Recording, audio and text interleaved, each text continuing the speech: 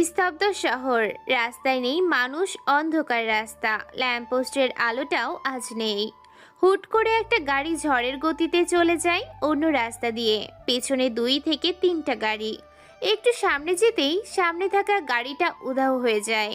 পিছনে থাকা গাড়িগুলো থেমে যায়। কিছু লোক গাড়ি থেকে নেমে চারপাশে চোখ বুলিয়ে দেখে, অন্ধকার ছাড়া আর কিছুই দেখা যায় না। হঠাৎ কারেন্ট চলে আসে, সামনে থাকা মানুষগুলা চমকে ওঠে। কিরে, কবির পালিয়ে গেল মনে হচ্ছে। আমারও তাই মনে হচ্ছে। আরো কে পালিয়ে গেল রে? যে গেছে সে তো পালানোর মানুষ না, সে তো ভয়ঙ্কর একটা মানুষ, যার চোখের চাহনিতে তাকালেই মৃত্যু। তারা পিছনে তাকিয়ে দেখে তলোয়ার হাতে দাঁড়িয়ে আছে একটা মেয়ে, গায়ে কোট পরা, চুলগুলো পিছনে শক্ত করে খোপা বাঁধা, চেহারায় মায়াবীর ভাব, চোখের চাহনিতে আছে হিংস্রতার তেজ। ও, তাহলে পালাস নাই, সামনেই আছিস। বলতে হবে, তোর সাহস আছে। এই লেডি গ্যাংস্টার নীলা ভয় পাওয়ার মেয়ে না, ভয় দেখাতে ভালোবাসে এই নীলা। তোদের আয়ুটা কমে গেছে, বিদায় নিতে হবে তোদেরকে। দেখা যাক কে কাকে বিদায় করে। এই কবির মালটাকে বশ করে নিয়ে চল গোপন জায়গায়। তাদের কথায় নীলা হেসে দেয়, তলোয়ার মাটিতে রেখে বলে, আয় মাটিতে রেখে দিচ্ছি, খালি হাতে চালাই আজকে। খালি হাতে লাগার মজা আজকে বুঝাবো তোকে। এই শালা, দাঁড়িয়ে আছিস কেন? যা বুঝা গিয়ে। সামনে এগিয়ে যায় ছেলেগুলা। একজন যেতেই নীলা তার ডান হাতের আঙুল দিয়ে ছেলেটার চোখ দুটো তুলে নেয়। এইসব দেখে বাকি ছেলেগুলা জায়গায় দাঁড়িয়ে যায়। নীলা হাত ঘুরিয়ে বলে, দাঁড়ায় পড়লে কেন? আয় বস, করবি না আমাকে? এই একবারে মেরে ফেল শালিকে, বেঁচে থাকলে তোদেরকেও উপরে পাঠিয়ে দেব। নীলা মাটি থেকে তলোয়ার হাতে নিয়ে সবাইকে মেরে ফেলে। রক্তের তাজা গন্ধ তার নাকে যাচ্ছে, আনন্দ পাচ্ছে সে।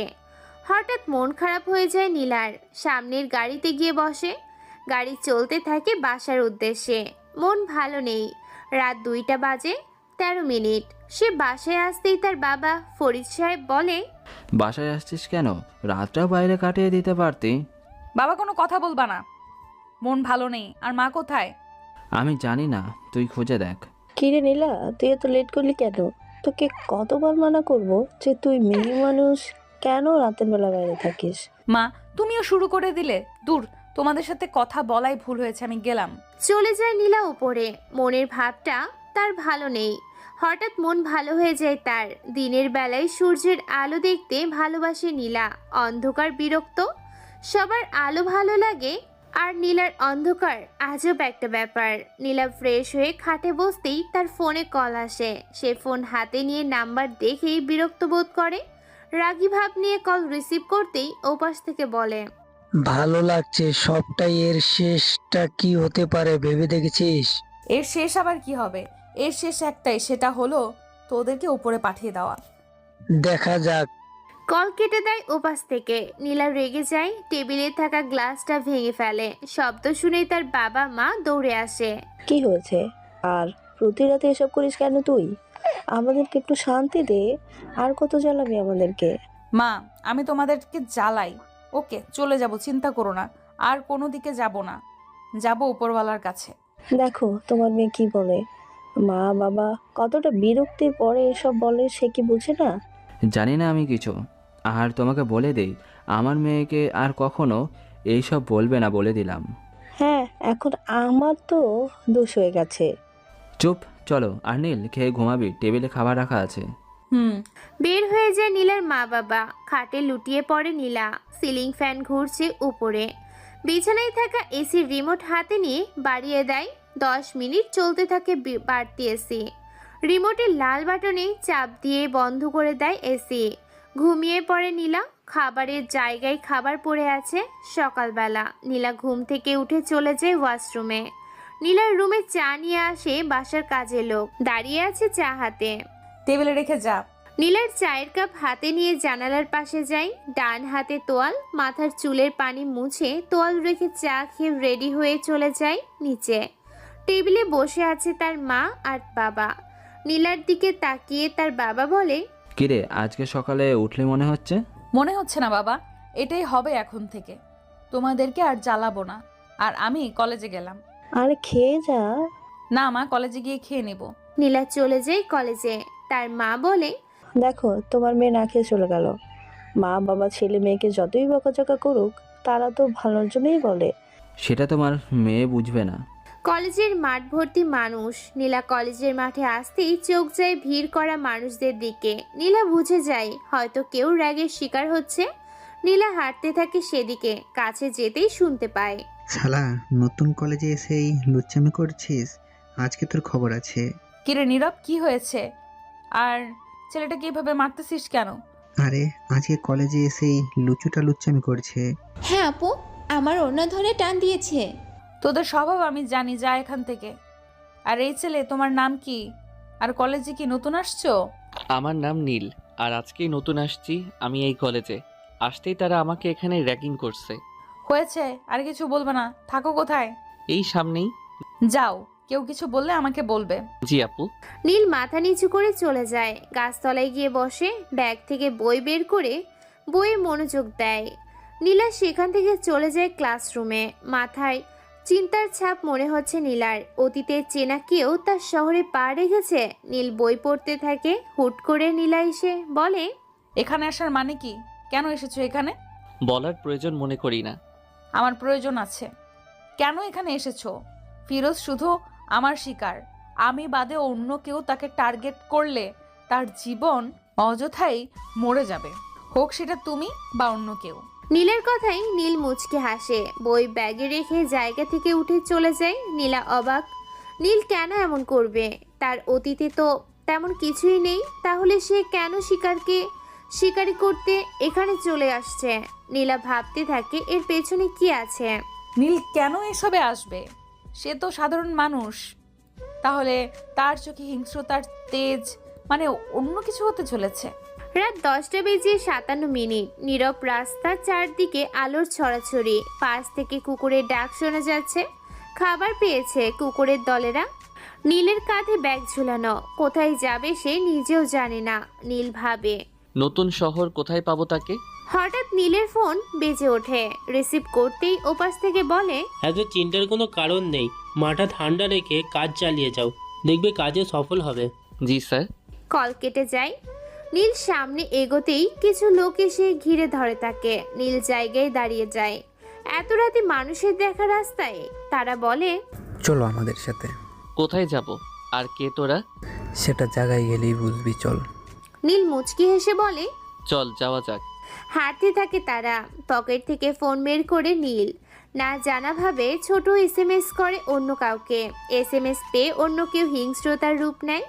বের হয় সে বাসা থেকে। নীল বাগান বাড়িতে দাঁড়িয়ে আছে। পাশে কেউ নেই। 1 ঘন্টা হবে সে দাঁড়িয়ে আছে। কেউ এসে বলে, চল ভিতরে। ঘাড়ে ধরে ধাক্কা দেয় ভিতরের দিকে। রাগ চড়ে যায় নীলের গায়ে। হাত ঘুরিয়ে পিছন থেকে পিস্তল নিয়ে শুট করে তার কপাল বরাবর। লুটিয়ে পড়ে তার লাশ। এসব দেখে অবাক অন্য কেউ। বাহ, ভালোই তো পারিস রে। তা এত রাগ কোথা থেকে আসে ভাই? এখানে এনেছিস কেন? আর এসে মনে হচ্ছে ভালোই হয়েছে। নাবিল কারণ ছাড়া কোনো কাজ করে না। বাংলাদেশে ছিলে ভালোই ছিলে, এখানে এসে নিজের মৃত্যুটা নিজে টেনেছিস। হা হা হা। নিজের মৃত্যু হাসালি রে? আমার কথায় হাসে সবাই, কাজের কথায় আয়। নীলা কোথায়? জানা জরুরি নাকি? হ্যাঁ জরুরি। তাকে তুলে দে আমাদের হাতে। নিজের ভালোবাসাকে অন্য কারো হাতে তুলে দিলে এটা কেমন দেখাই বল? করতে হবে, আর না করলে সোজা উপরে পাঠিয়ে দিব। নাবিলের কথাই নীল মুচকে হাসে। পিস্তল তাক করে নীলের কপালে। বল নীলা কোথায়? ঠোঁটে এক চিলতে মুচকে হাসি নিয়ে বলে, আছে হয়তো 400 ফিট দূরে। মানে কি বলতে চাইছিস তুই? ডান পাশ থেকে ঠিক 400 ফিট উপরে আছে নীলা। কাঁধে M70 স্নাইপার ঠেকানো। হিংস্র হয়ে আছে সে। নিজের ভালোবাসার ক্ষতি হোক তা সে চায় না। নীলের কথায় ভয় পায় নাবিল। চারদিকে তাকিয়ে বলে, 4টা বুলেট এসে লাগে নাবিলের বুক বরাবর। পড়ে যায় সে মাটিতে। ছেলে পেলে এগিয়ে আসার আগেই লাশ হয়ে যায়। নীলা লাফ দিয়ে উপর থেকে নেমে বলে, চলো আমার সাথে। কোথায় যাব? চলো বলছি, বেশি কথা বলবে না। তুমি হয়তো জানো আমি বেশি কথা পছন্দ করি না। চুপ হয়ে যায় নীল। বাইকের সামনে এসে নীলা বলে, এ নাও চাবি, এই ঠিকানায় চলে যাও, আমি সময় মতো চলে আসব। সকালবেলা মনের শান্তিতে ঘুমাচ্ছে ফিরোজ। চিন্তা নেই তার। এই শহরের মানুষ তাকে ভয় পায়, বুক ফুলিয়ে চলে সে। নারী পাচার তার নেশা। দিনের বেলা ভালো মানুষ, রাতের বেলা তার চেয়ে খারাপ মানুষ হয় না। বালিশের পাশে ফোন রাখা, রিং হচ্ছে ফোনে। ঘুম ঘুম চোখে ফোন রিসিভ করতেই ওপাশ থেকে বলে, বস, সে নাবিলদের সাথে থাকা সবাইকে মেরেছে, সাথে নাবিল। জানা আছে, ফোন রাখ। ওপাশ থেকে কল কেটে দেয়। বিছানা ছেড়ে উঠে ফিরোজ, মুখে মুচকি হাসি। এটাই তাহলে সেই হিংস্র চিতা বাঘিনীটা। খেলাটা ভালো করেই খেলতে হবে, সাথে আবার তার প্রেমিক। হা হা হা। উচ্চ হাসিতে লুটিয়ে পড়ে ফিরোজ। ফোন হাতে নিয়ে কল দেয় অন্য কারো নাম্বারে। পুকুরের মাছ পুকুরে থাকাই ভালো, কাদায় চলতে কষ্ট হবে। সেটা দেখা যাবে, লড়াই কাদায় থেকেও করা যায়। হা হা হা, লড়াই। ওপাশ থেকে কল কেটে দেয়। ফিরোজ হেসে দেয়, তোয়াল নিয়ে ওয়াশরুমে চলে যায়। এক রুমে দুইটা মানুষ, একজন সোফায় শুয়ে আছে, অন্য একজন খাটে। হুট করে নীলা বলে ওঠে, এখানে এসেছো কেন তুমি? তুমি হয়তো জানো আমি অনেক কিছুই করতে পারি, আর তুমি যে কোনো মতলবেই আসো না কেন, আমার শিকার থেকে দূরে থাকবে বলে দিলাম। এই কথা হেসে দেয় নীল। হাসিটা রহস্যের তা বুঝতে পারে নীলা। নীলা বিছানা ছেড়ে উঠে বলে, হাসছো যে? হাসার কথা তাই হাসছি। সে খুবই ভয়ঙ্কর একটা মানুষ। আমি কে সেটা হয়তো তুমি জানো, আর তুমি আজকেই এখান থেকে চলে যাবে। নীলার রেগে কথা বলাতে নীল সোফা ছেড়ে উঠে বসে। নীলার রাগী লুক দেখে নীল চলে আসে বাহিরে। শেষ কথা বলে, চলে যাচ্ছি, প্রয়োজন হলে ডাকবে, চলে আসবো। না আসলেই খুশি হব। কথা না বাড়িয়ে বেরিয়ে আসে নীল। চোখে মোটা ফ্লেমের চশমা, কাঁধে ব্যাগ। চলে যায় বাস স্ট্যান্ডে। বাসে উঠে বসতেই কেউ বলে, যদি চলেই যাবি তাহলে কেন আসছিস এখানে? চলে যাবার মানুষ এই নীল না, যেই কাজে আসছি সেটা শেষ করেই যাব। অবাক অন্য পাশের ছেলেটা। সে নেমে যায় বাস থেকে। নীল বাসেই বসে আছে, নাই কোনো চিন্তা। বাস চলতে লেট করলে নীল বলে, কি হলো ভাই, যাবেন না? ভাইজান যাব, সামনে মনে হয় কিছু হয়েছে। নীল গাড়ি থেকে নামতেই সামনে কিছু মেয়ে দুইটা ছেলেকে পেটাচ্ছে। নীল দেখেই অবাক। এটা আবার কেমন শহরের বাবা, মেয়েরাও ছেলেদেরকে পিটায়? এখান থেকে যত তাড়াতাড়ি যেতে পারি ততই ভালো, না হলে পিটানি খেয়ে মরতে হবে। এই শালা, কোথায় যাচ্ছিস? এখানে নেমেছিস কেন? আর এইভাবে কাঁপছিস কেন? প্লিজ আপু, আমাকে কিছু করিয়েন না, আমি এই শহরে নতুন আইছি। কি রে নুপুর, মালটা তো আবাল মনে হচ্ছে। আবাল হয়েও সেই হটরে পেড়ি কিন্তু সেই। তুই কি প্রেমে পড়ে গেলি নাকি? আরে না, চোখের ভালো লাগা। আপু আমাকে যেতে দিন, এখানে থাকলে বুক ফেটে মরে যাব। কোথায় যাবি? থাকার জায়গা আছে তোর? জি না। তাহলে চল আমার সাথে। না না, আপনাদের সাথে যাব কেন? সামনে আমার ফুপুর বাসা আছে, সেখানেই থাকবো। তাহলে প্রথমে যে বললি তোর থাকার জায়গা নেই এখানে। ভয় বলেছি, মনে করেছি এই কথা শুনে ছেড়ে দিবেন। এই নুপুর, শালার তো বুদ্ধি আছে রে। তাই তো দেখছি, ছেড়ে দে। এত কিউট একটা আবালকে ছেড়ে দিব? আরে বাদ দে, ছেড়ে দে। নুপুরের কথাই ছেড়ে দেয় নীলকে। যাওয়ার আগে নীল বলে, আপু তোমাকে কিন্তু খুব কিউট লাগছে, তাই নাকি? এই স্বর্ণা শালাকে যেতে দিস না। নীল দেয় দৌড়। নীলকে আর কে পায়, সোজা চলতি গাড়িতে লাফ দিয়ে উঠে বসে। আল্লাহ বাঁচা গেল শয়তান মেয়েদের হাত থেকে। আমি নাকি আবাল, হি হি হি। আর যাই হোক না কেন, নূপুর মেয়েটা কিন্তু দেখতে ভালো, ভালো লাগলো প্রথম দেখায়। চেয়ারে পায়ের উপর পা তুলে বসে আছে ফিরোজ। হাতে মদের গ্লাস, পাশে ছেলে পেলে বসে আছে। ডান পাশে একা দাঁড়িয়ে আছে জনি। ফিরোজ বলে, অনেক কিছুই দেখা হলো, কিন্তু ছেলেটাকে দেখা হলো না। কি নাম তার? দেখতে কেমন? আমার পিছনে লেগেছে কেন? আর নীলার সাথে তার কতদিনের সম্পর্ক? আমি বা কেন চিনি না তাকে? বস, ছেলেটার নাম নীল, এই শহরে আছে। এই শহরে থাকলে মারছিস না কেন? নাবিলকে মেরেছে, আস্তে আস্তে সবাইকে মেরে ফেলবে। পারলে দুটা গিয়ে মেরে ফেল। হ্যাঁ বস। ফিরোজ মদের গ্লাসে মুখ দিতেই তার মেয়ে এসে বলে, পাপা, সবাইকে রুম থেকে বের হতে বলো। ফিরোজ হাত ইশারা করতেই সবাই বের হয়ে যায়। পেছনে ফিরে তাকায় জনি। মুচকি হাসে সে। কিরে নূপুর, সবাইকে বের হতে হলো কেন? কিছু বলবি? ট্রলারের এরিয়াটা আমার চাই। কেন হঠাৎ ট্রলারের দায়িত্বে যেতে যাচ্ছিস কেন? এত কথা বলতে পারবো না। ওকে, আমি জনিকে বলে দিচ্ছি, সব রেডি করে দিবে। আমার লক্ষ্মী পাপা। ল্যাপটপের সামনে বসে আছে নীলা। ল্যাপটপের স্ক্রিনে ভাসছে কিছু মানুষের ছবি, পাশে রাখা কফির মগ। চুমুক দিতেই ফোন বেজে ওঠে। রিসিভ করতেই ওপাশ থেকে বলে, আন্ডারওয়ার্ল্ড গোপনভাবেই রয়ে যাচ্ছে, মনে করে আপনিও গোপনীয়ভাবে থাকবেন। আর ফিরোজ খুব ভয়ানক মানুষ, তার সাথে আপনি পেরে উঠবেন না, তাই বলি খুব সাবধানে।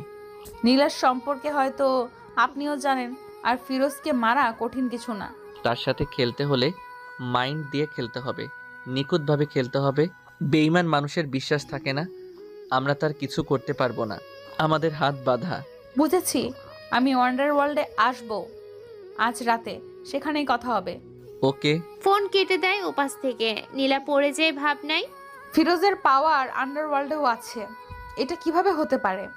তাহলে কি সে বসের লোক, নাকি এটা কোনো চাল চলছে? চাল আমিও চালতে পারি, যেখানেই থাকুক তার পাওয়ার। হাজার মানুষের ভিড়ে থাকলেও তাকে শেষ করব আমি। শত্রুর কাছে চেনা আমি, অন্য সবার কাছে অচেনা। উচ্চ হাসিতে লুটিয়ে পড়ে নীল। শুধু শুধু হাসারও একটা কারণ থাকে, আর সেই কারণটা মনেই থেকে যায়। নীলের হাসি দেখে পাশে থাকা রফিক বলে, এই হাসি দিলেই হবে না, নীলার সাথে এমনটা করা তো ঠিক হচ্ছে না। পরে যদি সে জানে তুই আন্ডারওয়ার্ল্ডের কিং, তাহলে তো সে তোকে মেনে নিতে পারবে না, উল্টো তোকে শ্যুট করে দেবে। মেনে নিতে পারবে যেই মেয়েটা লেডি গ্যাংস্টারে পরিণত হতে পারে, সে সব পারে। আর উপরে তো আমি আছি, সব দেখে নিব। কিন্তু ফিরোজের ব্যাপারটা কি করবি? তাকে আমার বাবার হাতে তুলে দিব। আমার তো চাই ফিরোজের বস আসলামকে। আসলামটা আবার কে? সময় হলে সব জানতে পারবি। আর এই শহরে কিছু মেয়ে আছে রাস্তায় প্যান্ট পরে ঘুরে, তাদের সবার খোঁজ নিবি। ঠিক আছে। রাত 11টা ছুঁই ছুঁই। চেয়ারে পায়ের উপর পা তুলে বসে আছে নীলা। সামনে 3জন মানুষ বসে আছে। 3জনের মাঝে একজন বলে, বস তো আন্ডারওয়ার্ল্ডে নাই, নিখোঁজ সে। আন্ডারওয়ার্ল্ড তার পাওয়ারে চলে, কিন্তু ফিরোজ তো চুপটি মেরে বসে আছে। ফিরোজ চুপটি মেরে বসে থাকার মানুষ না, তাকে যত রাগানো যায় ততই ভালো। আর আমি তাকে মেরে ফেলবো। আর বস কি করবে তা দেখে আমার লাভ নাই। আমি শুধু জানি ফিরোজ আমার হাতে মরবে। আমি একটা ব্যাপার বুঝতেছি না, ফিরোজের পাওয়ার আন্ডারওয়ার্ল্ডে কিভাবে আছে? তার কোনো সম্পর্ক বসের সাথে নাই তো? আমাদের তা জানা নেই। আপনি গোপনীয়ভাবেই থাকবেন না, জানাভাবেই থাকতে হবে। আর যদি এই গোপন তথ্য কেউ জানে, সব প্ল্যান বিফলে যাবে, সব রহস্য এখানেই শেষ হয়ে যাবে। জানার কাজ এই নীলা করে না, আমার যেতে হবে। অন্ধকার রাস্তা, চারপাশে আলোহীন। কুকুরের ডাক শোনা যাচ্ছে। আশেপাশে রাস্তায় শুয়ে আছে টুকাই ছেলেপেলে। নীলা বাইক নিয়ে রাস্তা দিয়ে যাচ্ছে একা। হুট করে কিছু বখাটে এসে তার বাইক আটকে ধরে। নীলা বাইক থেকে নেমে বলে, কি চাই? তোমাকে চাই। আমাকে দিয়ে কি করবি? আর তোরা এই কয়জনে আমার সাথে পেরে উঠবি তো? এই সাজিদ, দেখ মেয়ে কি বলে, আমার 4জন নাকি তার সাথে পেরে উঠবো না। বোকা মেয়ে, এত কথা বলে লাভ নেই। এই রূপবতী, চল। এক বাপের পোলা হয়ে থাকলে গায়ে হাত দিয়ে দেখ। শালি, বেশি ভাব তোর, তাই না? আজকে সেই ভাবটাই দেখবো। এই সাব্বির, নিয়ে চল তো। নীলা মুখে মুচকি হাসে। সাব্বির নীলার হাত ধরতেই সে এক ঘুষি মেরে ফেলে দেয় মাটিতে। অবাক সাথের ছেলেগুলা। সাজিদ নামের ছেলেটা বলে, শালি তো পাওয়ারফুল মনে হচ্ছে, একজনে কিছু হবে না। এই তোরা সবাই ধর, রুমটা ফাঁকা আছে, নিয়ে চল। নীলা কোমরে হাত দেয় পিস্তল নেওয়ার জন্য। কোমরে হাত দিয়ে নীলা অবাক। হঠাৎ মনে পড়ে যায় নিজের রুমে পিস্তল রেখে এসেছে সে। উপায় খুঁজে পায় না। নীলার নরম কণ্ঠে বলে, দেখ আমার কিছু করিস না, আমার কাছে কিছু টাকা আছে, নিয়ে চলে যা। টাকা চাই না, তোমাকে চাই। গরম বুলেটের আঘাতে মাটিতে পড়ে যায় সাজিদ। পাশের ছেলেগুলো ভয় পায়, দৌড়ে পালায় তারা। নীলা অবাক, কে গুলি করেছে? আশেপাশে তেমন কাউকেই দেখা যাচ্ছে না, তাহলে গুলি কে করবে? নীলা চোখ বোলাচ্ছে তার চারপাশে। ডান পাশে ঝোপঝাড় থেকে একটা মানুষ দ্রুত হেঁটে চলে যায়। নীলা বলে, এই কে তুমি? দাঁড়াও। অন্ধকারে মিশে যায় অচেনা মানুষটা। নীলা চিন্তায় পড়ে যায়, কে হতে পারে? আর আমাকেই বা বাঁচাবে কেন? তার মানে কি সে আমার চেনা কেউ? যদি চেনা কেউ হয় তাহলে পালিয়ে যাবে কেন? আর এত দূর থেকে গুলি এসে ছেলেটার মাথায় লাগবে কিভাবে? প্রশিক্ষণ ছাড়া এটা কিভাবে সম্ভব? তার মানে সে বড় কেউ। রাত শেষ হয়ে সকাল হয়েছে। বিছানায় লেপ্টে শুয়ে আছে নীল। জানালার পর্দা খুলে দেয় রফিক। সূর্যের আলো নীলের চোখে পড়তেই ঘুম ভেঙে যায়। রফিক বলে, শালা এখনো ঘুমাচ্ছিস? উঠে দেখ কয়টা বাজে। শালা দিলি তো আমার ঘুমের 12টা বাজিয়ে, কত শান্তির ঘুমটা শেষ করে দিলি। রাতে কি করেছিস? চুরি করেছিস নাকি? বাজে কথা বলবি না, যা আর একটু ঘুমাতে দে। ওকে, তুই ঘুমা, আমি চলে যাই বাইরে। আর খাবার টেবিলে রেডি আছে, খেয়ে নিস। ঠিক আছে। কিরে, তুই এত সকালে বসে আছিস কেন? তোকে দেখে মনে হচ্ছে সারা রাত ঘুমাসনি। ঘুম নেই চোখে, সারা রাত জেগেছিল নীলা। চিন্তার ভুজটা মাথায় বেশি। চিন্তিত হয়ে বসেছিল সকালবেলা। সকাল তার কাছে 10টার পরে, আর আজকে সকাল হয়েছে তার ভোরে। নীলার মা সকালবেলা ঘুম থেকে উঠে নামাজ পড়ে নীলার রুমের সামনে দিয়ে যেতেই দেখে তার মেয়ের রুমের দরজা খোলা। না মা, ঘুম হয়েছে, আর আমি তো প্রতিদিন সকালেই উঠি। হয়েছে, আর মিথ্যে বলতে হবে না, ফ্রেশ হয়ে নিচে আয়। নীলার মা চলে যায়। নীলা বিছানা ছেড়ে উঠতেই চোখে ভেসে ওঠে কাল রাতে সে অচেনা মানুষের কথা। ভাবতে থাকে সে। কিছুতেই ভেবে পাচ্ছি না কে সে, কি তার মতলব। এটা কোনো চাল নয় তো? খুঁজে বের করতেই হবে কে সে। মাথা খাটানোর প্রয়োজন আমার।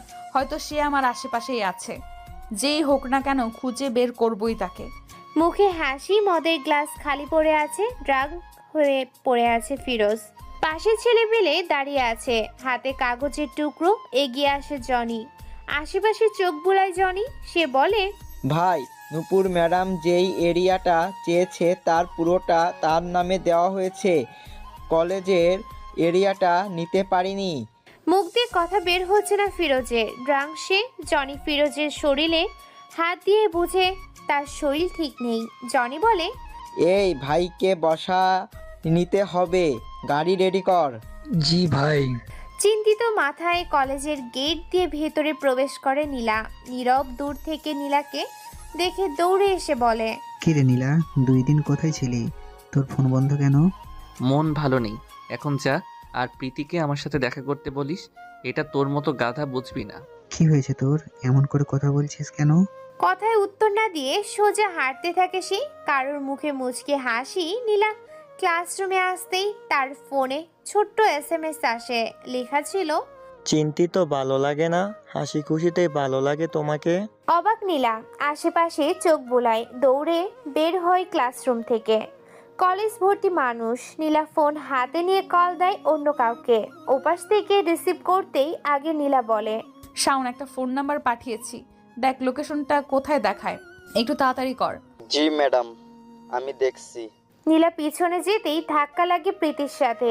প্রীতি বলে, কি রে নীলা, তোকে এমন লাগতেছে কেন? প্লিজ আমাকে একটু একা থাকতে দে। নীলা সেখান থেকে চলে যায়। ক্লাস হচ্ছে সবার, নীলা নেই ক্লাসে। বাইরে বসে আছে সে।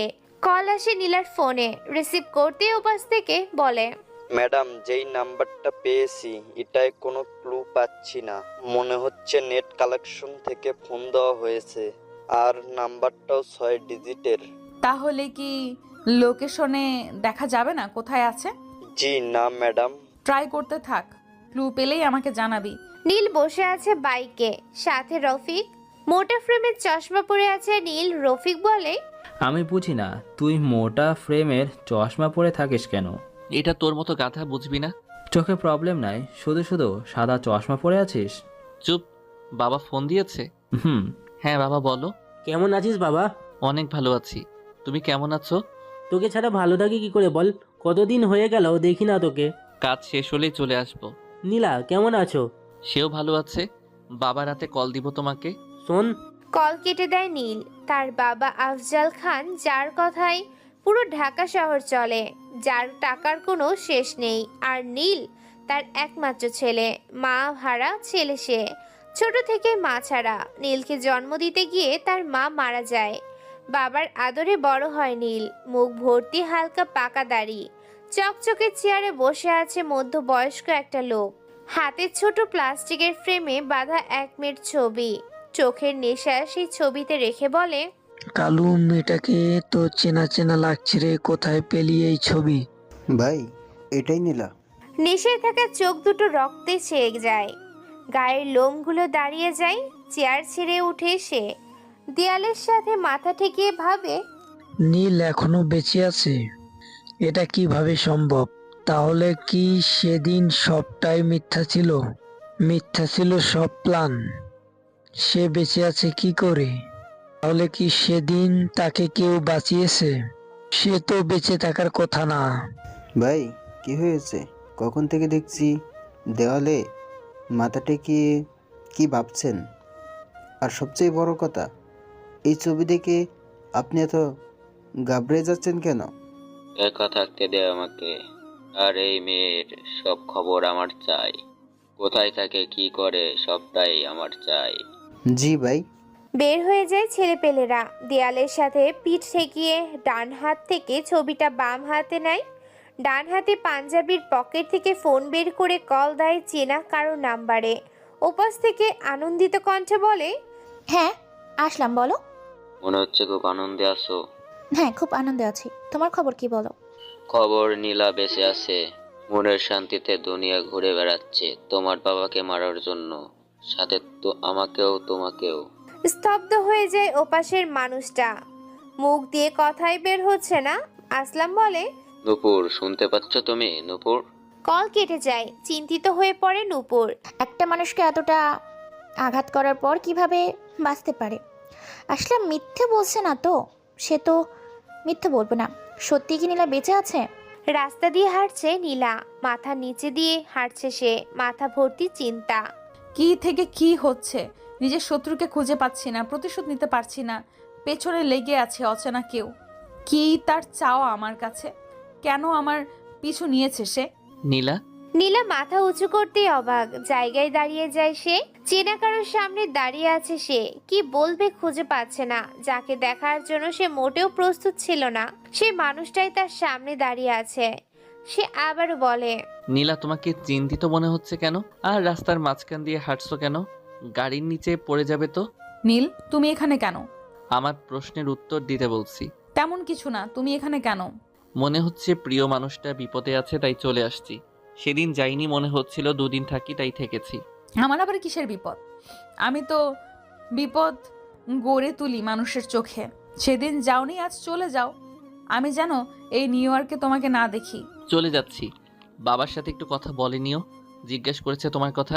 সোজা হেঁটে চলে যায় নীল। নীলের মাথায় চিন্তা। বেগ থেকে ফোন বের করে কল দেয় নীল এর বাবার নাম্বারে। কিরে মা, কেমন আছিস?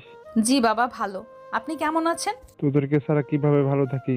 কতদিন হয়ে গেল তোদের দুজনকে একসাথে সামনে দেখি না। কাজ সম্পূর্ণ হলেই দেশে চলে আসব। তোর বাবা মা কেমন আছে? নীলার ফোন রাস্তায় পড়ে যায়। মুখ চেপে ধরে আছে। কিছু ছেলে পেলে নীলের বাবা হ্যালো হ্যালো করেই যাচ্ছে ওপাশ থেকে। কথার কোনো উত্তর আসছে না। চিন্তায় পড়ে যায় নীলের বাবা। চেয়ারে রক্তাক্ত অবস্থায় বসে আছে নীলা। কাল বেয়ে রক্ত পড়ছে মুখ বাঁধা সুতির কাপড় দিয়ে। টিপ টিপ করে চোখ খুলে সে। চারদিকে মাটির দেয়াল, উপরে মাকড়সার জাল। নীলা ঘোরের মাঝে থেকেও ও সবকিছু মনে করার চেষ্টা করছে। হঠাৎ বাহির থেকে হাসির আওয়াজ আসছে। নীলার মনে হাজারো প্রশ্ন। এই হাসির আওয়াজটা মনে হচ্ছে অনেক চেনা আমার। মনের ধারণা ঠিক, তোর হাসিটা তোর অনেক চেনা। আসলাম, তুমি? সেই আগের কথা তুমি। নিউ ইয়র্কের সব ছেলেপেলেদের কান পর্যন্ত পৌঁছে দিয়ে নীলা নিখোঁজ হওয়ার খবর। রেগে আছে নীল। হাতে সিগারেট। সে আগের চেহারায় নীল, যে চেহারা একসময় সবচেয়ে ভয়ঙ্কর ছিল। ছাড়তে হয়েছে প্রিয় মানুষের জন্য অন্ধকার জগৎ। আমি একটা ব্যাপার বুঝতেছি না, নীলাকে কে কিডন্যাপ করেছে? কার এত বড় সাহস যে এত ভয়ঙ্কর একটা মেয়েকে কিডন্যাপ করেছে? সাবিতকে কল দিয়ে বল নিউ ইয়র্কে চলে আসতে, সাথে রাখি কেউ। ওকে। মনের আনন্দে আছে নূপুর। হাতে মদের গ্লাস, স্পিকারে ফুল সাউন্ড দিয়ে মাথা ঝাঁকিয়ে যাচ্ছে। অতীতে কি হয়েছে সেই কথা আর মনে নেই। আছে শুধু না পাওয়া ভালোবাসার কথা, যে কথা তাকে দুর্বল করে দেয়। ভালোবাসার মানুষকে না পাওয়ার কষ্টটা সেই বোঝে, যে হারিয়েছে তার ভালোবাসার প্রিয় মানুষকে। তোর কি হয়েছে বলতো? এত সাউন্ড দিয়ে কেউ গান শোনে, আবার মাথাও ঝাঁকাচ্ছিস। গানের তালে মাথা ঝাঁকাচ্ছে নূপুর। হুট করেই উপরের কথাগুলো বলে স্বর্ণা। নূপুর বলে, তুই বলতো প্রিয় মানুষটা কি এখন আমাকে নিয়ে ভাবে? যে চলে গেছে তার কথা ভুলে যা, বর্তমানে যে আছে তাকে নিয়ে ভাব। আসলাম ভালোবাসা বোঝার মতো মানুষ না। টাকার লোভ তার।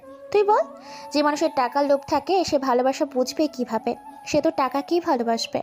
তা অবশ্য ঠিক, কিন্তু তুইও একসময় টাকার পাগল ছিলি। চুপ হয়ে যায় নূপুর। এই কথার উত্তর তার কাছে নেই। নীলার মনে হাজারো প্রশ্ন যে তার জীবনে ছায়ার মতো লেগে থাকতো, আজ সে শত্রুতা পরিণত হয়েছে। তা এত দিন তো ভালোই কাটিয়েছো দিন, তো বলো সে কেমন আছে? কার কথা বলছো তুমি? তুমি কথাটা মানায় না মুখের তোমার, আপনি করে বলো। হাতের বাঁধন খুলে দাও। আমি তো পাগল যে বাঘিনীর হাতে ধাবন তুলে দেব। তুই তো ভয়ঙ্কর একটা মেয়ে, যার চোখে চাহনিতে ভয় পায় চেনা মানুষ। সম্পর্ক বিচ্ছিন্ন হয়েছে, তাহলে কেন আবার আমার পিছু পড়ে আছো? যে আমার হয় নাই তাকে বাঁচিয়ে রেখে কি করব? যে আমার হবে না সে কারোর হবে না। সেদিন হয়তো মরতে পারিনি, কিন্তু আজ মেরেই ফেলবো। মারতে পারবে আমাকে? চুপ হয়ে যায় আসলাম। নীলার কথার উত্তর তার কাছে নেই। মাথা নিচু করে বসে থেকে উঠে দাঁড়াতেই পেছনে নূপুর, অবাক আসলাম, সাথে নীলাও। এসবের মানে কি আসলাম? তাহলে কি তুমি আমার সাথে এতদিন মিছে ভালোবাসা হয়েছিল? না নূপুর, তুমি যা ভাবছো তা না। বোঝা হয়েছে। এই বলে নূপুর বের হয়ে যায় রুম থেকে।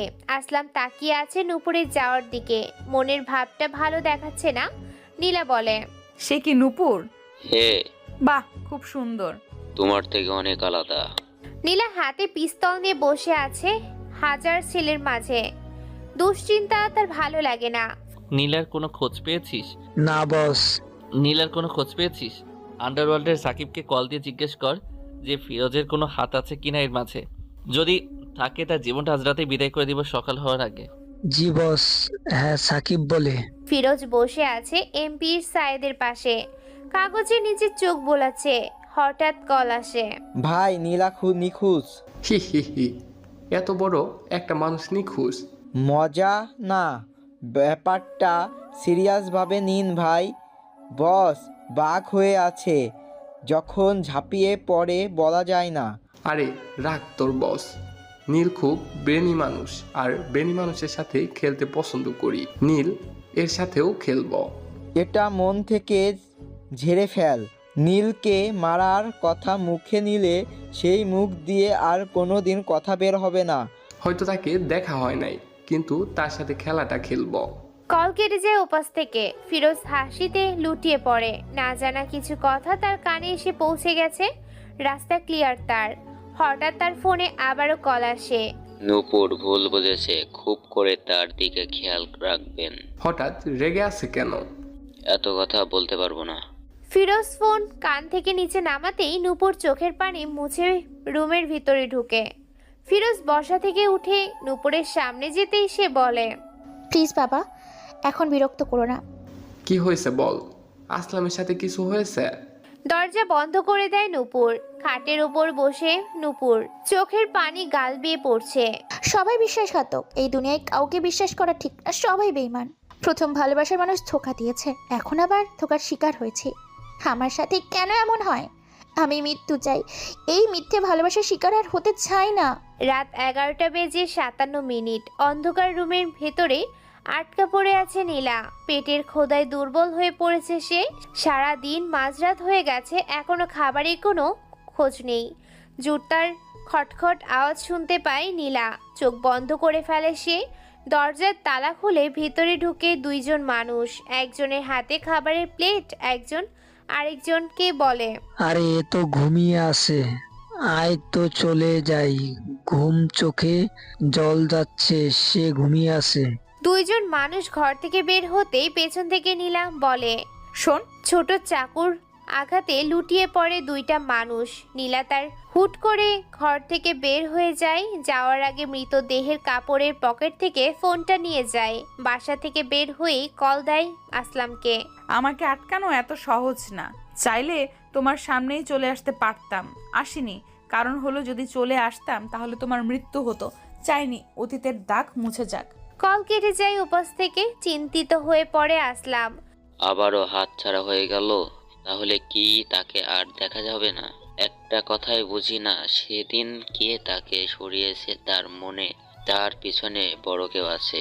সকালবেলা নীলা ঘুমিয়ে আছে, সামনে বসে আছে নীল। নীলার ঘুম ভাঙতেই নীল বলল, কি হয়েছে? তুমি এত সকালে এখানে কেন? আর মা বাবা কোথায়? তোর মা বাবা নিচে আছে, আমার কথার উত্তর দাও। কিসের উত্তর? কে কিডন্যাপ করেছে তোমাকে? আর কেউ কিডন্যাপ করেনি, বান্ধবীর বাসায় ছিলাম। অনেক মিথ্যে বলে শিখে গেছো। নীল বসা থেকে উঠে চলে যায় দরজার বাহিরে। নিচে যেতেই নীলার মা বলে, বাবা চলে যাচ্ছ কেন? আজকে থেকে যাও। এখানে থাকতে আসিনি। বের হয়ে যায় নীল। অবাক নীলার বাবা। কি হচ্ছে নীলার চোখের পানি? নীল, সব বলতে পারতাম তোমাকে। আমি যে 2 নৌকায় পা রেখেছি। আসলামের কথা তোমাকে বললে তুমি আমাকে ভুল বুঝবে, তোমার বিশ্বাসের খাতা থেকে মুছে ফেলবে আমাকে। বাংলাদেশের চারপাশটা মনে হচ্ছে খুব শান্ত। যে বাংলাদেশ একসময় খুনাখুনির শহর ছিল, আজ তা শান্ত শহর। হাঁটা চলা করছে মানুষ মনের আনন্দে। ভয়ে কাতর হয়েছিল এই দেশের মানুষ। দিনের বেলা ও ঘর থেকে বের হতে পারতো না, আজ বুক ফুলিয়ে রাস্তায় ঘুরে বেড়ায়। আমার ছেলে কি পারবে ফিরোজকে আমাদের হাতে তুলে দিতে? নীলের বাবা আফজাল খান, সাথে আসলাম চৌধুরী, যে বাংলাদেশের সবচেয়ে বড় পুলিশ অফিসার, যার কথাই চলে পুরো বাংলাদেশের পুলিশ টিম। তুই একদম চিন্তা করিস না, দেখবি নীল সব শেষ করে চলে আসবে, সাথে নীলাকেও নিয়ে আসবে। তাই যেন হয়, কিন্তু ফিরোজ তো খুব ভয়ঙ্কর মানুষ। তোর ছেলে আরো বড় ভয়ঙ্কর, সব জানিস না তুই, জানলে এত বলতিস না। কি জানি না আমি। সময় হলে জেনে যাবি। আমি উঠি। চিন্তিত হয়ে আর বসে আছে নীল। মাথায় হাজারো চিন্তা বসবাস। কে নীলাকে কিডন্যাপ করেছে? কথা লুকাচ্ছ কেন? এর পিছনে কি আছে? তাহলে কি নীলার অতীতে আরো কিছু আছে যা আমি জানি না? অজানা রয়েছে সেই না জানা কিছু কথা। কিরে, কি ভাবছিস? হঠাৎ রফিকের আগমন নীলের রুমে। নীল পিছিয়ে তাকিয়ে বলে, কিছু না, আয়। আমার তো মনে হচ্ছে তুই কোনো কিছু নিয়ে চিন্তিত আছিস। নীলাকে কে কিডন্যাপ করেছে সেটাই ভাবছি। সে কেন কথা লুকাচ্ছে? সে তো বলল তার বান্ধবীদের বাসায় ছিল। তার চোখ দেখে বুঝেছি সে মিথ্যা বলেছে। তাহলে এখন কি করবি? বের করবো এর পিছনে কি আছে। বিশ্বাসঘাতক আমি বাঁচিয়ে রাখি না। নীলা যদি বিশ্বাসঘাতকতা করে তাকেও শেষ করে দিব। পারবি নীলাকে মারতে? চুপ হয়ে যায় নীল। কি করে বলবে সে যে মারতে পারবো তাকে? নীল বসা থেকে উঠে চলে যায় ওয়াশরুমে। ফ্রেশ হয়ে ওয়াশরুম থেকে বের হতেই অবাক নীল। মেয়ের জামাই বলে তোমাকে কিছু বলছি না, আমার মেয়ে এমন করছে কেন? পাশাপাশি বসে আছে ফিরোজ আর আসলাম। ফিরোজ চায়ের কাপে চুমুক দিচ্ছে, কফি হাতে বসে আছে আসলাম। আমি জানি না। হাতে ফোন, পুরনো কিছু SMS দেখতে লাগে নূপুর। চোখ দিয়ে পানি পড়ছে, চোখের পানি পড়ছে ফোনের স্ক্রিনে। কান্না জড়িত কণ্ঠে বলে, নীল, তুমি তোমাকে ঠকিয়েছো। আজ আরও একজন আমাকে ঠকিয়েছে। আমার সাথেই কেন এমন হয়? জীবনের প্রথম ভালোবাসা তুমি। হয়তো তোমাকে দেখিনি, তাও তো ভালোবেসেছি মন প্রাণ দিয়ে, যাকে বলে অন্ধের মতো ভালোবাসা। আমার কপালে কি দুঃখ ছাড়া আর কিছুই নেই? যাকেই বিশ্বাস করি সেই বেইমানি করে আমার সাথে। নূপুর। জানালার পাশে বসে আছে নীলা। দুশ্চিন্তা মাথায় ভর্তি। একদিকে নিজের অতীতের মানুষ, অন্যদিকে জীবনের সাথে জড়িয়ে আছে আর একটা মানুষ যার মনে নেই কোনো হিংসা বা টাকার লোভ। আছে শুধু নিজের ভালোবাসার মানুষকে কিভাবে ভালো রাখা যায়। কিরে নীলা, খাবি না? তুমি যাও, আমি আসছি। তুমি এখানে কেন? আর আমি এখানে আছি তুই জানো কিভাবে? অবাক নীল। সামনে দাঁড়িয়ে আছে নীলা। দুপা এগিয়ে আসে নীলা। নীলার হাতে হাত রেখে বলে, আমি কে সেটা তুমি জানো। রফিকের কাছ থেকে জেনেছি তুমি এখানে থাকো। তাহলে বলো, কে কিডন্যাপ করেছে তোমাকে? বলার সময় হয়নি। হা হা হা। নীল হেসে চলে যায় নিচে। পিছিয়ে দাঁড়িয়ে আছে নীলা। নীলের হাসির কারণ অন্য কিছু বোঝাচ্ছে। শুধু শুধু হাসবে কেন সে? হঠাৎ নীলার ফোনে একটা SMS আসে। লেখা আছে, কতদিন তোমার মুখের হাসি দেখি না। হাসি ছাড়া ভালো লাগে না তোমাকে, হাসিতেই ভালো লাগে তোমাকে। অবাক নীলা। এটা তো সেদিনের 6 ডিজিটের নাম্বার। তাহলে কি সে আমার আশেপাশেই আছে, যে কারণে সে আমাকে ফলো করেছে, আমাকে দূর থেকে দেখতে পাচ্ছে? খাবে চলো। তুমি এখানে কেন? আসলাম দাঁড়িয়ে আছে দরজার সামনে। কান্না করছে নূপুর। আসলাম নূপুরের দিকে এগিয়ে আসতেই সে বলে, আর এদিকে আসবে না বলে দিলাম। এমন করছো কেন? তুমি যে ভাবছো তা না। মিথ্যে বলবে না, আমি নিজের কানে শুনেছি। কেন আমার সাথে এমনটা করলে? আসলাম নিচে তাকিয়ে আছে, কি বলবে খুঁজে পাচ্ছে না। অতীতের কথা নূপুরকে কিভাবে বলবো তা জানা নেই আমার। অন্ধকার জগতের মানুষ আমি, চারিদিকে শত্রু খেলা। এখান থেকে চলে যাও, আর কখন এখানে আসবে না বলে দিলাম। আসলাম বের হয়ে যায়। বাহিরে দাঁড়িয়ে আছে ফিরোজ, তাকিয়ে আছে আসলামের দিকে। ফিরোজ বলে, আসলাম, এসবের মানে কি? একদম চুপ। তোর মেয়ে না, যে মনে চাই করুক, তাতে আমার কিছু না। নিচু মনে নিচু হয়ে থাকবি বলে দিলাম। জি? আমি খেতে পারবো না। নীলার মুখে এমন কথা শুনে রেগে ওঠে। টেবিলে থাকা সকল খাবার ছুঁড়ে ফেলে দেয়। এই মুহূর্তে এখান থেকে চলে যা। নীলের এমন কাণ্ড দেখে নীলা বের হয়ে যায় বাহির থেকে। রফিক এসে বলে, কি হয়েছে নীলার সাথে? এমনটা করছিস কেন? কি করব বল? যাকে এত ভালোবাসি, যাকে এত বিশ্বাস করি, সে কথা লুকায়। আগের রূপে যেতে হবে, কি আছে তার মাঝে সব দেখতে হবে। সব পথের কাঁধটা সরাতে হবে। হাঁটতে গেলে পায়ে বিঁধবেই। সব বুঝে শুনে বলছিস তো? হ্যাঁ, সব বুঝে শুনে বলছি। যাকে হাসি খুশি দেখার জন্য অন্ধকার পথ ছেড়েছে, আছে এ কথা লুকাচ্ছে। তুই যা ভালো মনে করিস তাই কর। সাবিতা রাখিকে খবর দিতে বলেছি তোকে। কাল বিকেল 5টায় চলে আসবে। রাত 10:26। রাস্তার আশপাশটা তেমন ভালো দেখাচ্ছে না, অন্ধকার হয়ে আছে। নীলার মাথা ভর্তি মদের নেশা, চোখ ঝাপসা হয়ে আছে। সামনে মনে হচ্ছে কেউ দাঁড়িয়ে আছে। নীলা জোর গলায় বলে, কে রে ওখানে? কথার উত্তর সামনে থেকে আসেনি। নীলার সামনে এগোতেই সে বলে, ওখানে কেন যাও তুমি? নীল, একটু রাগ দেখিয়েছি বলে এতটা অভিমান করলে তুমি? এই নেশাটা ভেবেছি ছেড়ে দিয়েছ, কিন্তু আমার ভাবাটাই উল্টো হয়েছে। নীলা জড়িয়ে ধরে নীলকে কেঁদে দেয়। নীলার কান্না দেখে নীল বলে, এইভাবে কাঁদছো কেন? তুমি তো জানো তোমার কান্না আমার সহ্য হয় না। কেন এখানে পড়ে আছো? চলে যাও এখান থেকে, তারা তোমাকে বাঁচতে দেবে না। এসব কি বলছো? তুমি কে বাঁচতে দিবে না আমাকে? দুটো মানুষ একসাথেই আছে। নীলকে মেরে ফেলতে পারলে আমার পথের কাটা শেষ হয়ে যাবে, সাথে নীলাকে। রেগে আছে আসলাম। অতীত তার পিছু ছাড়ে না। ড্রাগসের নেশা তার নাকে লেগেই থাকে। অতীতের কথা ভুলে থাকার জন্য সে সবকিছু করতে পারে। ভাই, নীল ম্যাডামকে মারতে পারবেন আপনি? যাকে নিজে থেকেও বেশি ভালোবাসতেন তাকে কি করে মারার কথা ভাববেন? সে এখন অন্য কারো, আর তাকে অন্য কারো হয়ে থাকতে দেখে আমার ভালো লাগে না। পেয়েছি যান, তার থেকে ভুলে যান তাকে। সে তো অন্য কারোর সাথে হাসি খুশি আছে, থাকতে দেন তাকে সুখে। তার সুখটা ভেঙে কোনো লাভ হবে না আপনার। যাকে সত্যিকারে ভালোবাসা যায় তার ক্ষতি করা যায় না, এবং তার ক্ষতি করার চেষ্টাও করা যায় না। সিফাতের কথার মাঝে হারিয়ে যায় আসলাম। মাথায় ভর করে সিফাতের কথাগুলো। সিফাত যা বলেছে তার সব ঠিক। কি লাভ সুখে থাকা মানুষটাকে দুঃখে রাখা? এটা ভালোবাসা তো না, এটা প্রতিশোধ বলে, ভালোবাসার প্রতিশোধ। ভাই, আপনার ফোন। আসলাম সিফাতের হাত থেকে ফোন নিয়ে কানে ধরতেই শুনতে পায়, নীলাকে কাঁদিয়েছিস তোরা, একটাও বাঁচতে পারবি না। খেলা শুরু আজ থেকে। আন্ডারওয়ার্ল্ড কাঁপবে, তোর জায়গা ভরাট হবে আজ। দেখা হচ্ছে খুব শীঘ্রই তোদের জামাই শ্বশুরের সাথে। রক্তের তাজা গন্ধ পাবি আজ থেকে। অন্ধকার জগতের ক্রস মাঠে নেমেছে। ভয় পেয়ে যায় আসলাম। নিজের কানকে বিশ্বাস করাতে পারছে না। সে বসা থেকে উঠে জানালার পাশে গিয়ে দাঁড়ায়, ভাবতে থাকে। তাহলে দেখা হবে নীলার সাথে, নাকি দেখা হওয়ার আগেই শেষ করে দিব সিফাত? জি ভাই। নীলা কোথায় আছে খুঁজে বের কর। পুরোই নিউ ইয়র্ক খুঁজে দেখ নীলা কোথায় আছে। জি ভাই। আফজাল খান চিন্তিত, নিজের ছেলের কোনো খোঁজ পাচ্ছে না। হতাশ হয়ে পড়ে সে। আশরাফ চৌধুরী মাথায় হাত দিয়ে বসে আছে। আফজাল খান বলে, কি হবে এখন? আমার ছেলের সাথে কথা বলতে পারতেছি না। কোনো বিপদ হয়নি তো তাদের? তুই শুধু শুধু দুশ্চিন্তা করছিস। সব ঠিক আছে, হয়তো কোনো কাজে ফোন হাতে নিতে পারছে না। হঠাৎ ফোন বাজে আফজাল খানের। কল রিসিভ করতে উপাস থেকে বলে, নিজের ছেলের চিন্তায় আসিস মনে হচ্ছে।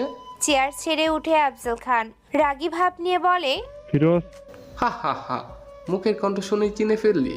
আমার ছেলে কি করেছিস ভালো করে বলে দেই। আমার ছেলে যদি কিছু হয় একটাও বাঁচতে পারবি না। আফজাল খানের কথা শুনে আশরাফ চৌধুরী মুখে মুচকি হাসি। আফজাল খান আবার বলে, আমার ছেলে কোথায়? তোর ছেলে ভালোবাসায় বন্দি আছে কারো ভালোবাসায়। মানে? বুঝবি সব। ফোন কেটে যায় উপাস থেকে। চেয়ারে বসে পড়ে আফজাল খান। আশরাফ চৌধুরী বলে, আমার ছেলে কিছু করেছে তারা?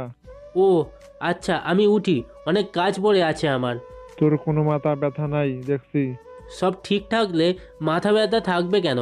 সব ঠিক আছে মানে? আমি যাই। চুলগুলো এমন হয়ে আছে কেন? আর ছবিতে এত কালো দেখা যায় কেন তোমাকে? আমি তো কালো মানুষ, তোমার কি কালো পছন্দ না? তোমার সব দিকটাই আমার ভালো লাগে। ফোনের চ্যাট লিস্টের কিছু কথা যা দুজনের মনের কথা খোলসা করছে। অন্ধ ভালোবাসায় লিপ্ত হয়ে পড়েছে নূপুর, কিছু বুঝে না SMS ছাড়া। খাওয়ার আগে ফোন, খাওয়ার পরে ফোন, ফোন ফোন করেই দিন চলে যায় নূপুরের। হঠাৎ একদিন একটা SMS, সব শেষ হয়ে যায়। আপনি কি নূপুর? নীল, তুমি ঠিক আছো? বলুন, আপনি নূপুর? হ্যাঁ, আমি নূপুর। যার কাছে এই ফোনটা ছিল সে গাড়ি অ্যাক্সিডেন্ট হয়েছে, মৃত্যু হয়েছে তার। নীল। দৌড়ে আসে ফিরোজ তার মেয়ের রুমে। রুমের লাইট জ্বালাতেই দেখে নূপুর গুটি মেরে দেয়ালের সাথে মিশে বসে আছে। অবাক ফিরোজ। কিরে মা, কি হয়েছে? বাবা, আমার নীল আর নেই। না বাবা, আমার নীল কোথাও যায়নি বাবা, আমার নীলকে এনে দাও। এসব কি বলছিস তুই? পাগল হয়ে গেছিস? এসব কিছুই হয়নি, খারাপ স্বপ্নের সাথে মিশেছিলি তুই। না বাবা, স্বপ্ন নেই।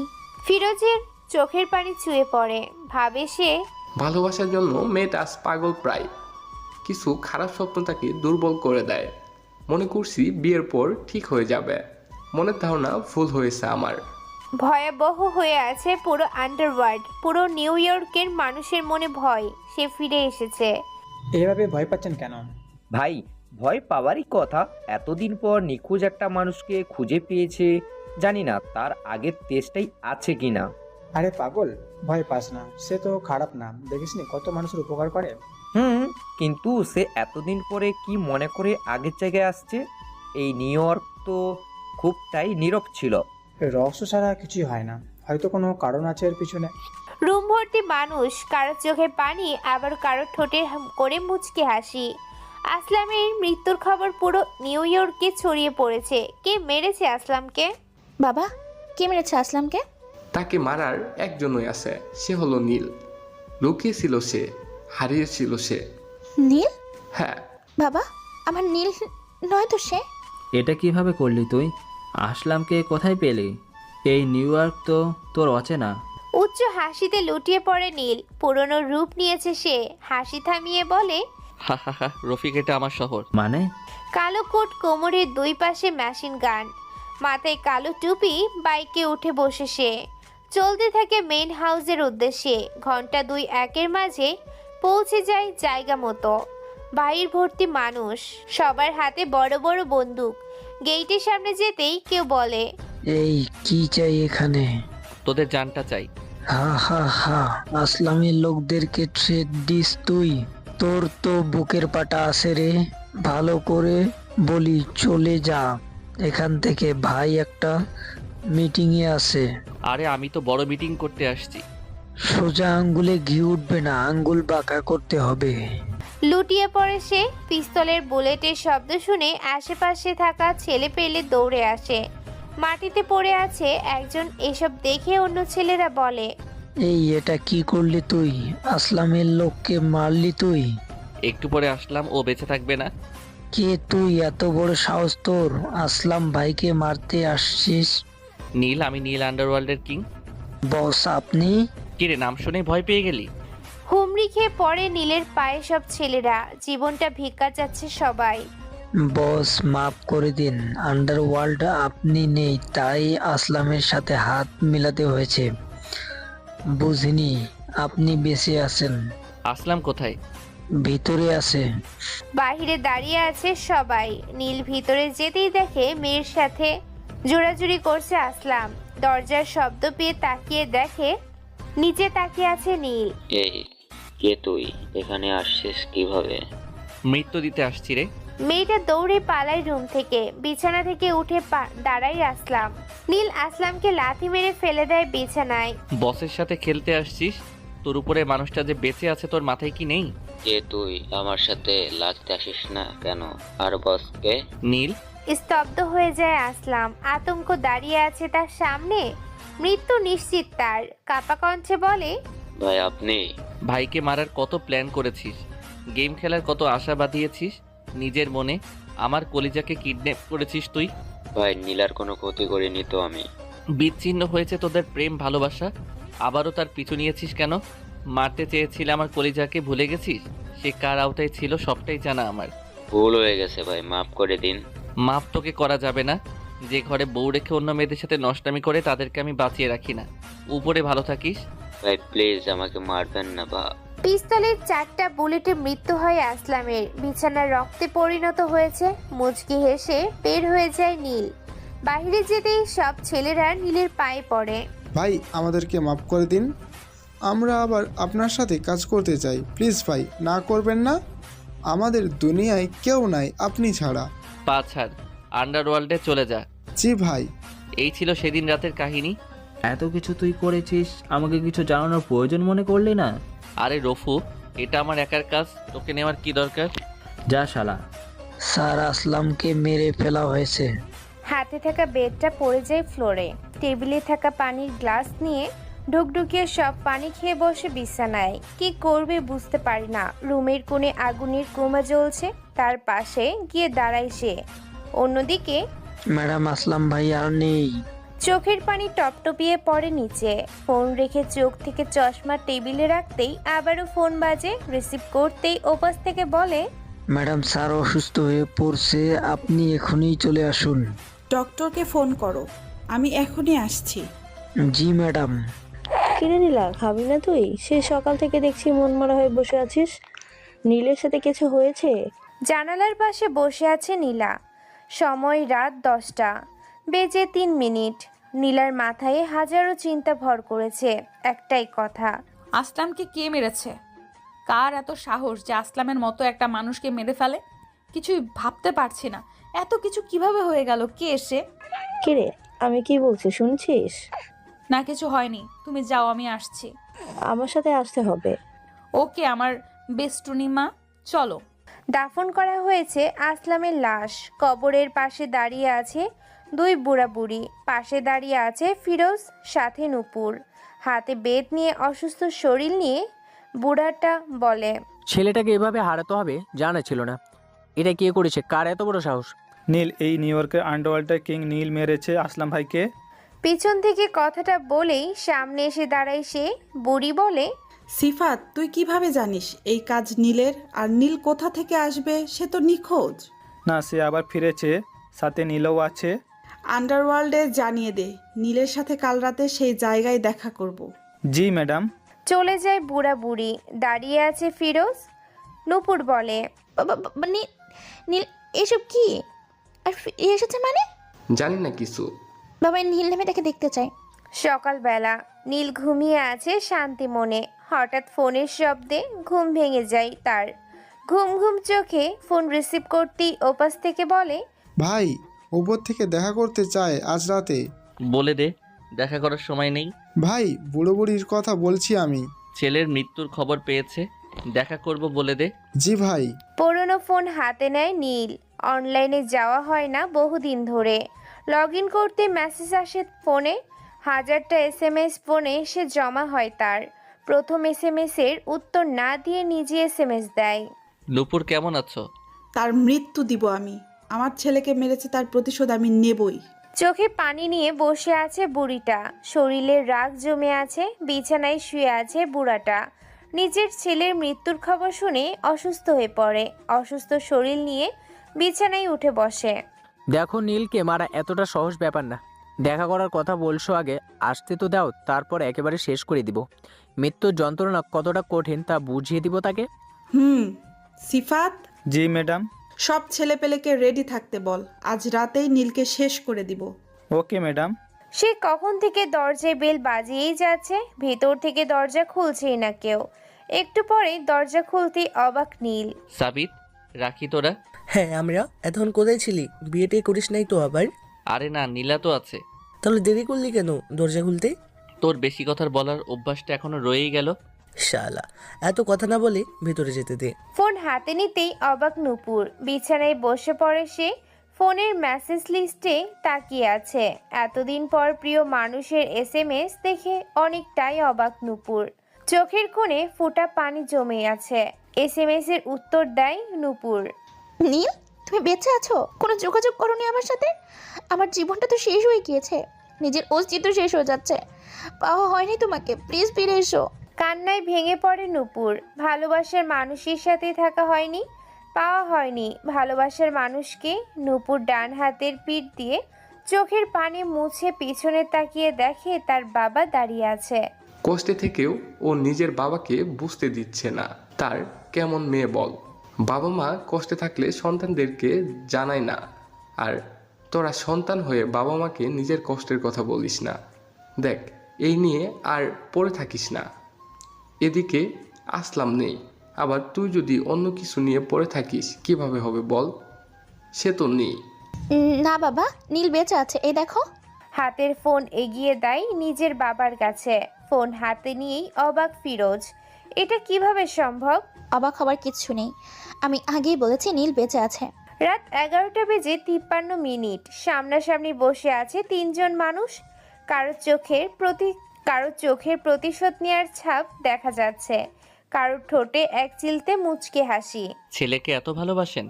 এটা কেন করলি তুই? সেটা তোর জানতে হবে না। আস্তে গলা নামিয়ে কথা বলুন। এটা শান্ত জায়গা, আর এই শান্ত জায়গায় গরম করা যাবে না। শান্ত জায়গা? আরে এই বুড়ি কি করতে পারে তুই ভাবতেও পারবি না। এই তার বুক থেকে কলিজাটাকে বের করে ফেল। পিস্তল তাক হয় নীলের দিকে। মুচকি হাসে সে, যেই হাসিতে লুকিয়ে আছে হাজারো রহস্য। নীল মুচকি হেসে বলে, এই কয়টা পিস্তলের বুলেটে আমাকে মারতে পারবি? এই গুলি চালা। পিস্তল তাক হয়ে আছে নীলের দিকে, হাত কাঁপছে সবার। একজন বলে, ম্যাডাম চলুন এখান থেকে, ওপরে তাকিয়ে দেখুন। উপরে তাকায় সে। বিল্ডিং এর ছাদ ভর্তি মানুষ, সবার কাঁধে স্নাইপার। মুচকি হাসে নীল। কি ম্যাডাম, মারবেন না আমাকে? এর প্রতিটা দিক আমি দেখে নিব। এই শেষ নয়, খেলা শুরু এখন থেকে। চেয়ার ছেড়ে উঠে বুড়ি। নীলের ঠোঁটে মুচকি হাসি, জোর গলায় বলে সে, আমাকে মারতে হলে 10 বার জন্ম নিতে হবে। চেনা কারোর হাসির শব্দ শুনতে পায় নীল। অন্ধকার আসতেই নীল বলে, নীলা তুমি? এই তাহলে আন্ডারওয়ার্ল্ড কিং নীল। এখানে কেন আসছো তুমি? না আসলে তোর আসল রূপটা দেখতে পারতাম না, বেঈমান তুই। দ্রুত হেঁটে চলে যায় নীলা। নীল পেছন থেকে বলে, সাবধানে যেও গ্যাংস্টার গার্ল। সাথে দাঁড়িয়ে আছে সাবিত আর রাখি। সাবিত বলে, কি রে নীলা, তোর ব্যাপারে কিছু জানি না? না, সে জানে না, জানতে দেইনি আমি। কেন? সময় হলে সব জানতে পারবি। ঘড়িতে সময় রাত 1টা বেজে 7 মিনিট। অন্ধকার গলির সেই রাস্তা, যার চারপাশে অন্ধকার। পাশের গলিতে কুকুরের ডাক শোনা যাচ্ছে। খোদা মেটানোর কিছু পেয়েছে হয়তো। নীল কাঁদতে কাঁদতে রাস্তার মাঝপথ দিয়ে হাঁটতে লাগে। আশেপাশে কি হচ্ছে সেই সব দেখার ইচ্ছে তার নেই। সামনে থেকে ভয়ঙ্কর শব্দ এসে লাগে নীলার কানে। এই গলিতে সব সময় প্রতিদিন অপেক্ষা করি তোমার জন্য, কিন্তু একদিনও তোমার দেখা পাই না। আজ পেয়েছি। নিজের মনে তোমার জন্য জায়গা করেছি। সেই বহুদিন আগে থেকে ভেবেছি লেডি গ্যাংস্টার নীলাকে বিয়ে করব। অবাক নীলা। অন্ধকারে দাঁড়িয়ে কে এসব বলছে? চোখের পানি মুছে কথার উত্তর দেয়, সামনে এসে কথা বলার সাহস হয়তো তোর নেই, তাই অন্ধকারে থেকে এসব বলছিস। বিয়ে আমার হয়ে গেছে, পেছনে না লেগে থেকে দূরে সরে যা। দূরে সরে যাওয়ার জন্য ইচ্ছাকৃতভাবে তোমার সামনে আসেনি। আর একটা কথা আমি আগেই বলেছি, তোমাকে হাসি খুশিতেই ভালো লাগে। ভয়ঙ্কর মানুষ কখনো ভয় পায় না, তারা ভয় দেখাতে জানে। নীলার সামনে দাঁড়িয়ে আছে অচেনা কেউ। অচেনা মানুষের প্রতিটা কথাই নীলা অবাক হচ্ছে। নীলা পকেট থেকে ফোন বের করে কল দেয় সেই 6 ডিজিটের নাম্বারে। হুট করে ফোন বেজে ওঠে অচেনা মানুষের প্যান্টের পকেটে। সে হাত উছিয়ে বলে, এটাই সেই নাম্বার যেই নাম্বারে প্রতিদিন তোমাকে একটা করে SMS পাঠানো হতো। প্রতিটা দিন তোমার সামনে থেকেছি, কিন্তু কথা বলতে পারিনি, কারণ মেয়ে মানুষের সামনে দাঁড়িয়ে কথা বলার অভ্যাস আমার নেই। এইসবের মানে কি? কে তুই? আমার পেছনে পড়ে আছিস কেন? আমার তো বিয়ে হয়েছে নীলের সাথে। নীলকে মেরে ফেলবো, সারা জীবনের জন্য উপরে পাঠিয়ে দিব তাকে। একা হয়ে যাবে তুমি, আর সেই একা সময়ের মাঝে তোমার সঙ্গী হব আমি। হাসছো যে? নীলকে মারার কথা তোর মতো অচেনা মানুষের মুখে শুনে হাসি পেয়েছে। অন্ধকার ছেড়ে আলোতে আসে সে। অচেনা তাকে দেখে হতভম্ব হয়ে পড়ে নীলা। এটার হিসাব মেলাতে পারছে না নীলা। চেনা মানুষগুলো তার আশেপাশেই আছে। চিনতে পেরেছো মনে হচ্ছে? প্রণয় তুমি? সকালবেলা নূপুর ঘুমিয়ে আছে নিজের রুমে। বাইরে জোর গলায় কথা বলছে কেউ। তোর মেয়েকে আমার বাসায় পাঠিয়ে দিবি আজকে। না, আমার মেয়ে যাবে না। নূপুর ঘুম থেকে উঠেই চলে যায় নিচে। চেয়ারে বসে আছে তার শাশুড়ি মা, পান চিবুচ্ছে। সে চিপ ফেলছে টোয়াই।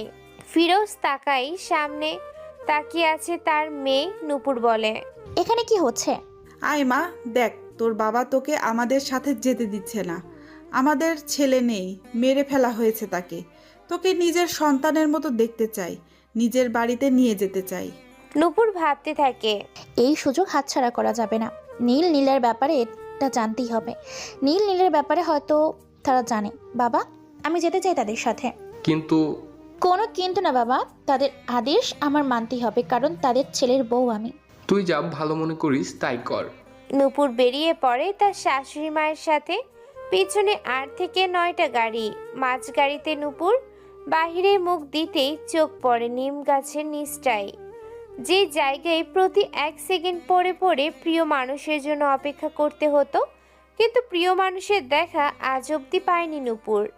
আজ 2 বছর যাবৎ সেই গাছের নিচে কারোর জন্য অপেক্ষা করতে হয় না। চেয়ারে বাঁধা অবস্থায় আছে নীলা। মুখ বাঁধার কারণে কথা বলতে পারছে না সে। দূর চেয়ারে 2 পা তুলে রুটি খাচ্ছে। প্রণয়, যার পরিচয় এই নিউ ইয়র্কে কেউ জানে না, তার পাওয়ার পুরো আন্ডারওয়ার্ল্ডের পৌঁছাই। নীলা ক্ষুধার্ত হয়ে পড়েছে। রাত পেরিয়ে সকাল হয়েছে, খাওয়া হয়নি তার। এই মুখ খুলে দে তার।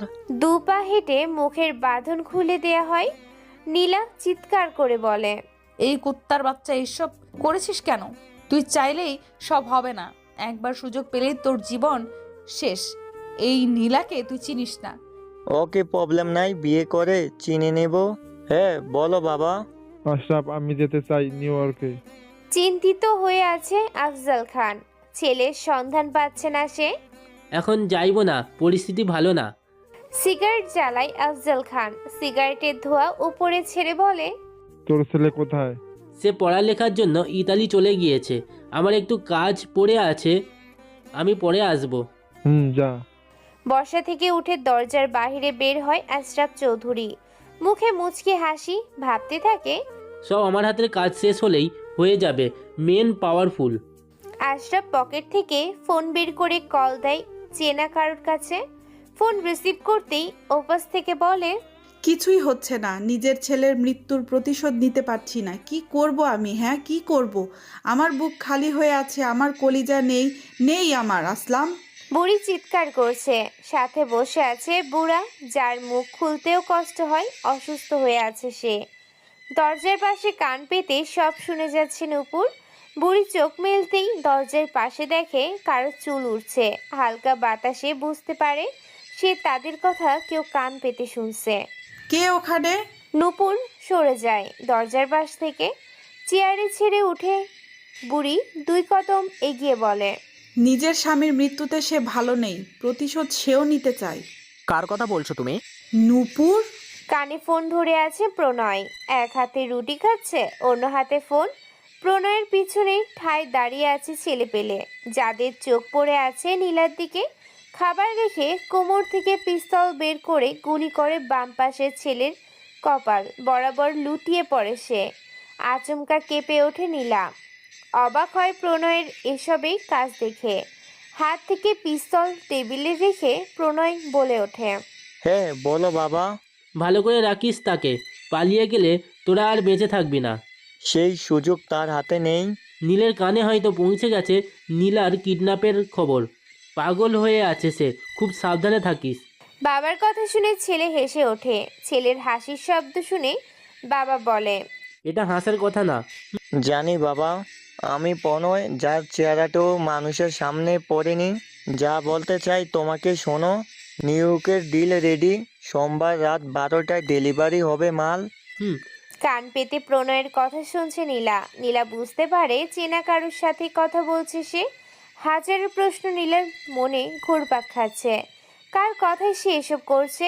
আর মালি বা ডেলিভারি কোথায় হবে? কে ফোনের ওপাশের মানুষটা? বিয়ের রাতের অপমান তার মনে তীরের মতো বিঁধে আছে। গায়ে হাত দেওয়ার অধিকার তোকে কে দিয়েছে? যার বউ আমি সে ছাড়া এই শরীরে কেউ হাত দিতে পারবে না।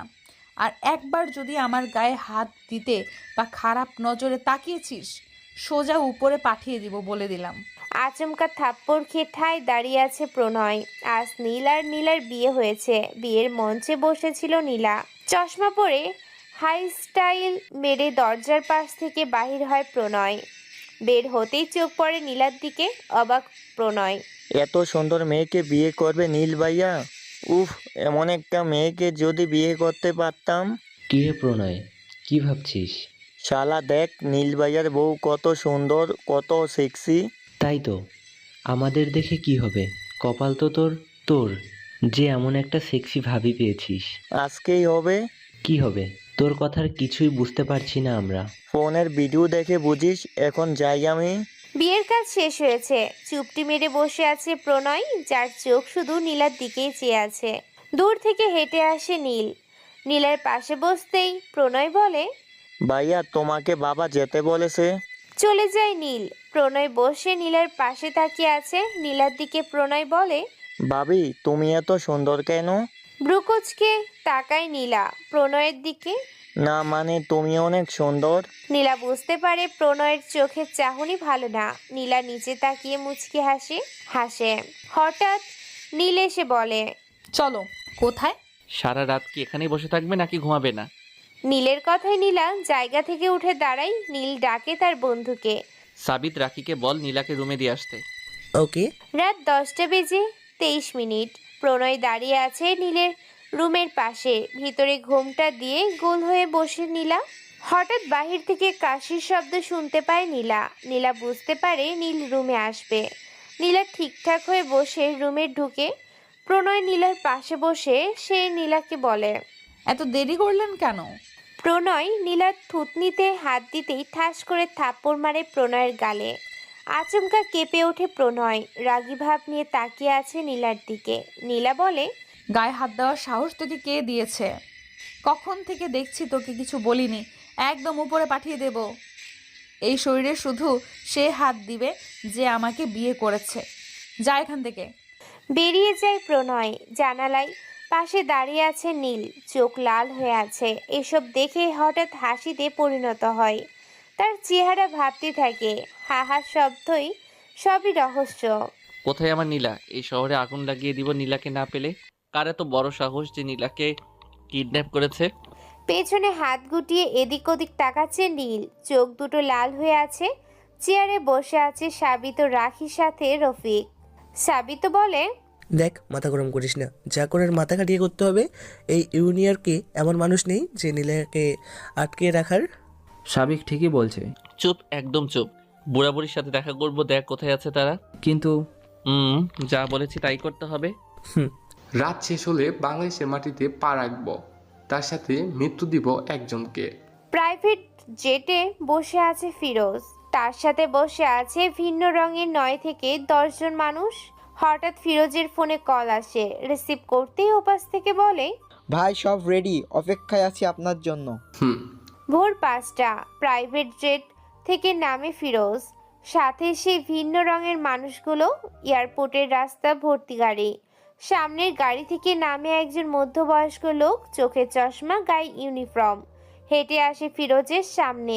সে বলে, আস্তে আস্তে, কোনো প্রবলেম হয়নি তো? আরে না, এটা তো নতুন শহর, আর আপনি মানুষটাও নতুন। আসতে কোনো প্রবলেম হয়নি তো? যাই হোক, চলেন যাওয়া যাক। একের পর এক গাড়ি চলেই যাচ্ছে। পুরো এয়ারপোর্ট খালি হয়ে গেছে। কি হতে চলেছে? বাংলাদেশে কার মৃত্যু ঘটবে? রহস্য কোথায়? কি তার রহস্য? সাথেই থাকুন, আস্তে আস্তে সব রহস্য খুলসা হবে ইনশাল্লাহ। দরজার বাইরে দাঁড়িয়ে আছে নীল। দরজায় টোকা দিতেই ভিতর থেকে দরজা খুলে দেয় নূপুর। অবাক সে। এত সকালে একটা ছেলে মানুষের চেহারা তার দেখতে হবে তা সে কল্পনাও করেনি। নীল ভাবে, প্রথম দেখাতেই তোমাকে চিনতে পেরেছি আমি জানি তুমি এখন আমাকেই খুঁজো। সরি নূপুর, তোমার সাথে মিথ্যা ভালোবাসার নাটক করার জন্য সরি। তোমার আসলামকে মেরে ফেলার জন্য খারাপ মানুষ আমি বাঁচিয়ে রাখি না। এই যে কথা বলছেন না কেন? কি চাই? বুড়াবুড়ির সাথে দেখা করতে চাই। জি, ভেতরে আসুন, চেয়ারে গিয়ে বসুন, আমি চা করে দিচ্ছি।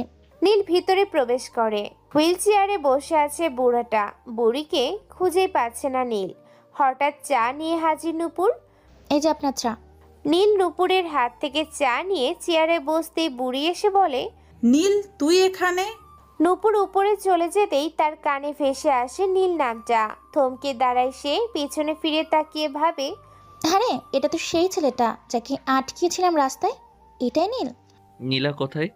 আমি কি করে বলবো তোর নীলা কোথায়? ন্যাকামি না করে বলুন, আমার নীলা কোথায়? আমি জানি না। নীল কোমর থেকে পিস্তল নিয়ে ঠেকায় বুড়ির কপাল বরাবর। রেগে বলে, এখনো সময় আছে, বলো আমার নীলা কোথায়? দৌড়ে আসে নূপুর। এসেই থাপ্পড় বসিয়ে দেয় নীলের গালে। লজ্জা করে না মায়ের বয়সের একজন মানুষের সাথে এমন আচরণ করতে? লজ্জা করে না আপনার? নীল তাকিয়ে আছে নূপুরের দিকে। রাগ চড়ে নীলের মাথার পিস্তল কোমরে রেখে বলে, আমার নীলাকে না পেলে তোরা একটাও বেঁচে থাকবি না, সবকটার মৃত্যু ঘটিয়ে দিব আমি। নীল বের হয়ে যায় তাদের বাসা থেকে। গাড়িতে গিয়ে বসে। সে ফোনটা বের করে কল দেয় মেসেঞ্জার লিস্টে থাকা একজনকে। যে চিন্তিত থাকে সে না বুঝে অনেক কিছুই করতে পারে। এসব মানুষের মাঝে আপনিও একজন। ফোন রেখে গাড়ি ড্রাইভ করতে থাকে নীল। ফোন হাতে নিয়ে অবাক হয়ে বসে আছে নূপুর। এতদিন পর প্রিয় মানুষের ফোন পেয়ে নূপুর অনেকটাই অবাক হয়েছে, তাও সেই মানুষের হঠাৎ রেগে যাওয়া দেখে। চিনতে পেরেছি তোমাকে। এতদিন পর সামনে পেয়েও অপমান করেছি তোমাকে। মাফ করে দিও আমাকে, প্লিজ মাফ করে দাও। এসএমএস করে ফোন রেখে কান্নায় ভেঙে পড়ে নূপুর। অন্যদিকে একদিন হয়ে গেল, নিজের মেয়ের কোনো হদিশ পাচ্ছে না। সন্তানের চিন্তায় ভেঙে পড়ে নীলার মা। কপালে হাত দিয়ে বসে আছে নীলার বাবা ফরিদ সাহেব। একটা কিছু করো, আমার মেয়ে কোথায় বের করো। কি করব, এই শহরে খুঁজে পাইনি তাকে, কোথায় পাবো? একটা কিছু করো, আমার মেয়ে কোথায় আছে, কি করছে। চিন্তিত হয়ে পড়ে নীলের বাবা। তার মেয়ের তেমন শত্রু নেই, তাহলে কোথায় সে? তার কোনো বান্ধবীও নাই, তাহলে কোথায় সে? সারাদিন চলে যায়, নীলের কোনো খোঁজ পায় না নীল। পাশের টেবিলের সামনে দাঁড়িয়ে আছে রফিক। নীল বলে, রফিক, কোনো খোঁজ পেয়েছিস? হ্যাঁ, নিউ ইয়র্কে নতুন একটা গ্যাং তৈরি হচ্ছে। গ্যাং লিডারের নাম আমার জানা হয়নি। শুনেছি সে বাংলাদেশে, তার বাবা উচ্চ পদের মানুষ, নাম আশরাফ চৌধুরী। মনে আছে এই গালে থাপ্পড় মেরেছিলি? সেই দিন কিছুই বলতে পারিনি, এই দিনটার অপেক্ষায় ছিলাম। কপাল, এই দিনটা আজ পেয়েছি। গাল বেয়ে রক্ত পড়ছে। হাত কেটে হাতের বাঁধন রক্তে লাল হয়ে গেছে। চিৎকার করে বলে সে, সামান্য একটা থাপ্পড়ের জন্য এইভাবে অত্যাচার করছিস? তুই এর প্রতিটা মুহূর্তের হিসাব তোকে দিতে হবে। তোর কাছে এটা সামান্য মনে হতে পারে, আমার কাছে না। প্রণয় সেখান থেকে চলে যায়। যাওয়ার আগে এক কথা, এখানে থেকে পচে গলে মরতে হবে তোকে। আশরাফ চৌধুরী মানে আমার বাবার বন্ধুর ছেলে প্রণয়। প্রণয়কে? কার কথা বলছিস তুই? আর আশ্রয় চৌধুরী তোর বাবার বন্ধু মানে কি বলতে চাইছিস তুই? নীল ভাবতে থাকে। তাহলে কি প্রণয় তানুকে কিডন্যাপ করেছে? যদি কিডন্যাপ করেই থাকে তাহলে কোথায় লুকিয়ে রেখেছে? আমি একটা বিষয় বুঝতে পারতেছি না। প্রণয় তানুকে কিডন্যাপ করবে কেন? তার মানে আগে পরে কিছু আছে। কিরে, তুই কি ভাবছিস তানুকে বিপদে রেখে আমাদের বসে থাকতে হবে না? কিছু একটা তো করতে হবে। তোরা যা, আমি একটু একা থাকতে চাই। বের হয়ে যায় তারা তিনজন। নীল চেয়ারে বসে কল দেয় তার বাবার কাছে। বাবা, তুমি কেমন আছো? ভালো আছি, তুই কেমন আছিস বাবা? ভালো নেই বাবা, তানুকে খুঁজে পাচ্ছি না, কেউ কিডন্যাপ করেছে। এসব কি বলছিস? কে কিডন্যাপ করবে? কার এত বড় সাহস? জানি না বাবা, বাবা পরে কথা হবে। হাত গুটিয়ে দরজার পাশে দাঁড়িয়ে আছে কেউ। তার জন্য নীল তার বাবার কল কেটে দেয়। সে বলে, এখানে প্রণয়ের সমস্ত কিছু দেওয়া আছে, আর সে কোথায় আছে তাও পেয়ে যাবি এখানে। রাখি, অনেক বড় একটা প্ল্যান করতে হবে যা দিয়ে সমস্ত রহস্যের খোঁজ আমরা পাবো। কি প্ল্যান করতে চাইছিস তুই? সবটাই বলে দিব। তুই একা আমার সেই পুরনো রুমে দেখা করবি। ঠিক আছে। আর শোন, সাবধান, কেউ যেন জানতে না পারে। যদি প্রণয় সবটা জেনে যায়? তুই তেমনভাবেই তার গ্যাংয়ে থাকবি, যেমনভাবে থাকলে সে বুঝতে না পারে। আর প্রণয়ের গ্যাংয়ে যত ছেলে পেলে আছে সব টাকা দিয়ে তোর বসে নিয়ে আসবি। ঠিক আছে, কিন্তু প্রণয়ের গ্যাংয়ে প্রবেশ করব কিভাবে? টুম্পা নামে একটা মেয়ে আছে যাকে প্রণয় সবসময় তার সাথে রাখে। টুম্পার জায়গায় থাকবি তুই। টুম্পার কি হবে? মৃত্যু। ভাইয়া যেভাবেই হোক আফজাল খানকে মারতে হবে। ফিরোজ আশরাফ চৌধুরীর মুখে এমন কথা শুনে অবাক হওয়ারই কথা। নিজের শিকারকে মারা কথা যদি অন্য কেউ বলে অবাক হওয়ারই কথা। ফিরোজ বলে, এতে আপনার লাভ। এতে আমার একটাই লাভ, আফজাল খানের সমস্ত জায়গা সম্পত্তির মালিক হব আমি। মনের ইচ্ছা আপনার পূরণ হবে, শুধু সময়ের অপেক্ষা। তাই করুন ভাই। মাঝরাত ঘড়িতে সময় তখন 1:23। একা বসে আছে নীল। পুরো রুম অন্ধকারে আচ্ছন্ন, অপেক্ষা রাখির জন্য। একটু পরে চলে আসে রাখি। দরজার পাশে আসতেই ভিতর থেকে নীল বলে, ভিতরে আয়, দরজা খোলা আছে। আতঙ্কিত হয়ে ভিতরে প্রবেশ করে রাখি। নীল বলে, তুই তো পুরাই টুম্পা হয়ে গেছিস। টুম্পা কোথায়? বন্দি আছে। আমারও তো টুম্পার হওয়ার কথা ছিল। এখন বল প্ল্যান কি? প্ল্যান হলো প্রণয়ের জায়গায় যাব আমি আমার বাবাকে মারার জন্য। ফিরোজ বাংলাদেশে আছে, তার সাথে প্রণয়ের বাবা আশরাফ চৌধুরী। এসব কি বলছিস তুই? হ্যাঁ, যা সত্যি তাই বলছি। সাবিত চলে গেছে সন্ধ্যার ফ্ল্যাটে বাংলাদেশে। কাঠবাংলো বাড়িতে আছে ফিরোজ আর আশরাফ চৌধুরী। প্রণয়কে শেষ করে তার জায়গায় থাকবো আমি। নিজের বাবাকে বাঁচাতে হবে। তাহলে তো এইটা এক ডিলে 2 পাখি মারা হবে। হ্যাঁ, বুঝতে পেরেছিস তুই। আজ শেষ রাতে প্রণয়ের ড্রাগস বাংলাদেশে যাবে। ড্রাগস? কিন্তু তুই এত কিছু জানিস কিভাবে? রফিকের বন্ধু ফারদিন প্রণয়ের গ্যাংয়ে আছে, সেই সব ইনফরমেশন দিয়েছে। আর আজ শেষ রাতেই প্রণয়ের মৃত্যু হবে, আর সেই মৃত্যুটা আমি নিজের হাতেই দিব। তো এখন কি করতে হবে? তুই চলে যা, প্রণয়ের গ্যাংয়ের সব খবর আমাকে দিবি। ঠিক আছে। রুম থেকে বের হয়ে যায় রাখি। নীল সিগারেটে টান দিয়ে ভাবে, এই নীল পারে না এমন কিছু নেই। গোপনীয় রাস্তার মোড়ে ট্রাক ভর্তি ড্রাগস। আস্তে আস্তে অন্ধকার শেষ হয়েছে, দিনের আলো হচ্ছে। ট্রাকের নিচে দাঁড়িয়ে আছে প্রণয়। প্রতিটা ট্রাক চলতে থাকে বাংলাদেশের উদ্দেশ্যে। প্রণয় পিছনে তাকাতেই দেখে সামনে দাঁড়িয়ে আছে কেউ। শরীরে আছে কালো কোট, মুখে মাস্ক, গলায় বড় স্টাইলিশ চেইন, হাতে চাইনিজ কুড়াল। প্রণয় বলে, এই কে তুই? এভাবে দাঁড়িয়ে আছিস কেন? জান কেড়ে নিতে এসেছি তোর মৃত্যু দিতে। হেসে ওঠে প্রণয়। হাসি দেখে সে বলে, হেসে নে শেষবারের মতো। শেষবারের মতো হাসছি না, তোর পাগলামি দেখে হাসছি। এই ব্লক গ্যাংয়ের লিডার প্রণয়কে মারবি তুই? মুখ থেকে মাস্ক খুলে সামনে থাকা মানুষটা। মাস্ক খুলতেই অবাক প্রণয়। ভয় পায় সে, 2 কদম পিছিয়ে যায়। সে ভাবতে থাকে, এক চেহারার 2টা মানুষ কিভাবে হয়? এত ভাবতে হবে না, আসল পরিচয় জানলে প্যান্ট ভিজিয়ে ফেলবি। কে তুই? আর ব্ল্যাক গ্যাংয়ের কথা কি বললি? নীল, ব্ল্যাক গ্যাংয়ের মেইন লিডার, যার পাওয়ারে তুই চলিস। এতটুকু পাওয়ার দিয়েছি বলে গ্যাং লিডার হয়ে গেছিস তুই? তোর ভাবা উচিত ছিল বাপেরও ভাব থাকে। তুই তো আসলেই পাগল রে, বাঘের খাঁচায় ঢুকে এত কিছু বলছিস। বড় কথা হলো তোকে দেখার খুব ইচ্ছে ছিল, আজ দেখেছি, তাও শেষ সময়ে এই শুট কর। চারপাশ থেকে বেরিয়ে আসে হাজারো ছেলে পেলে, যাদের হাতে আছে বড় বড় বন্দুক। এক হাত দূর থেকে বন্দুক তাক করে নীলের দিকে। উচ্চ হাসিতে লুটিয়ে পড়ে নীল। হাসি দেখে অবাক প্রণয়। মিনিটেই পাল্টি মারে প্রণয়ের ছেলে পেলে। বন্দুক তাক করে প্রণয়ের দিকে। প্রণয় ভয় পেয়ে বলে, এই তোরা কি করছিস? পেছন থেকে কেউ বলে, তোর সাথে এটাই করার কথা ছিল। প্রণয় পিছনে তাকিয়ে বলে, টুম্পা তুই? রাখি মুখ থেকে মুখোশ খুলে বলে, কই টুম্পা? আমি তো রাখি। বেইমানি করেছে আমার সাথে। এত বড় প্ল্যান সাজিয়েছিস তোরা, তাও আবার তোর মৃত্যুর শেষ সময়। মৃত্যু আমার না, মৃত্যু হবে তোর। ঘাড় থেকে মাথাটা আলাদা হয়ে পড়ে মাটিতে। চোখে হাত দিয়ে দাঁড়িয়ে আছে রাখি। রক্তে মাখা কুড়াল ফেলে দেয় নীল। উচ্চ হাসি হেসে বলে, রাখি চল, আর তোরা সবাই চলে যা আন্ডারওয়ার্ল্ডে। রাস্তা ফাঁকা হয়ে যায়। রক্তের ঘ্রাণ পেয়ে কুকুর চলে আসে। খুবলে খায় প্রণয়ের নিথর দেহ। শেষ রাতের আজান হচ্ছে মসজিদে। আজানের ধ্বনি ভেসে আসে তানুর কানে। ঘুম থেকে উঠে সে হাত বাঁধা চেয়ারের সাথে বাহির থেকে জুতার শব্দ পায় তানু ভাবে হয়তো কেউ আসবে রুমে। ঠিক হয়ে বসে সে বাহির থেকে কারো ডাক। তানু। পেছন ফিরে তাকায়। চেনা কারোর মুখের ভয়েস ভেসে আসে তানুর কানে। সামনে দাঁড়িয়ে আছে নীল। তানু বলে, নীল রাখি দৌড়ে গিয়ে তানুর বাঁধন খুলে দেয়। তানু বসে থেকে উঠে জড়িয়ে ধরে নীলকে। এই যে পাগলির পাগলামি শুরু করে দিয়েছে। আমি পাগলামি করি তাই না? আজ তোর খবর আছে শয়তান। দিলি তো পাগল খেপিয়ে। আরে আরে কি করছো?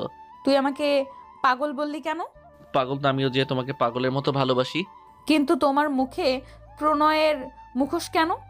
সবই রহস্য। রহস্য মানে? বুঝিয়ে বলো। সময় হলে বুঝতে পারবে, এখন চলো, এখান থেকে বের হতে হবে। আনমনে আছে রাখি, হঠাৎ বলে, নীল, ড্রাগস তো বাংলাদেশে পাঠিয়ে দেওয়া হয়েছে। এটাই তো হওয়ার কথা। ড্রাগস পৌঁছালে আশরাফ চৌধুরী কল আসবে প্রণয়ের ফোনে। প্রণয়ের ফোনটাও যে আমার হাতেই। খেলাটা জমবে ভালো। ড্যাবডেবিয়া তাকিয়ে আছে তানু, কিছু বুঝতে পারছে না সে। নীল রাখি কি বলছে, রাগী ভাব নিয়ে তানু বলে, কিসের খেলা জমবে? আর ড্রাগসই বা বাংলাদেশে যাবে কেন? এসব তোমার জানার দরকার নেই। এখন ভালো পথে চলতে হবে তোমাকে। আজ থেকে অন্ধকার জগৎ শেষ তোমার। এখন থেকে শুরু হবে আমার গেম খেলা। নূপুর না ঘুমিয়ে কাটিয়েছে সারা রাত। প্রিয় মানুষের দেখা পেয়েও হারিয়েছে আবার।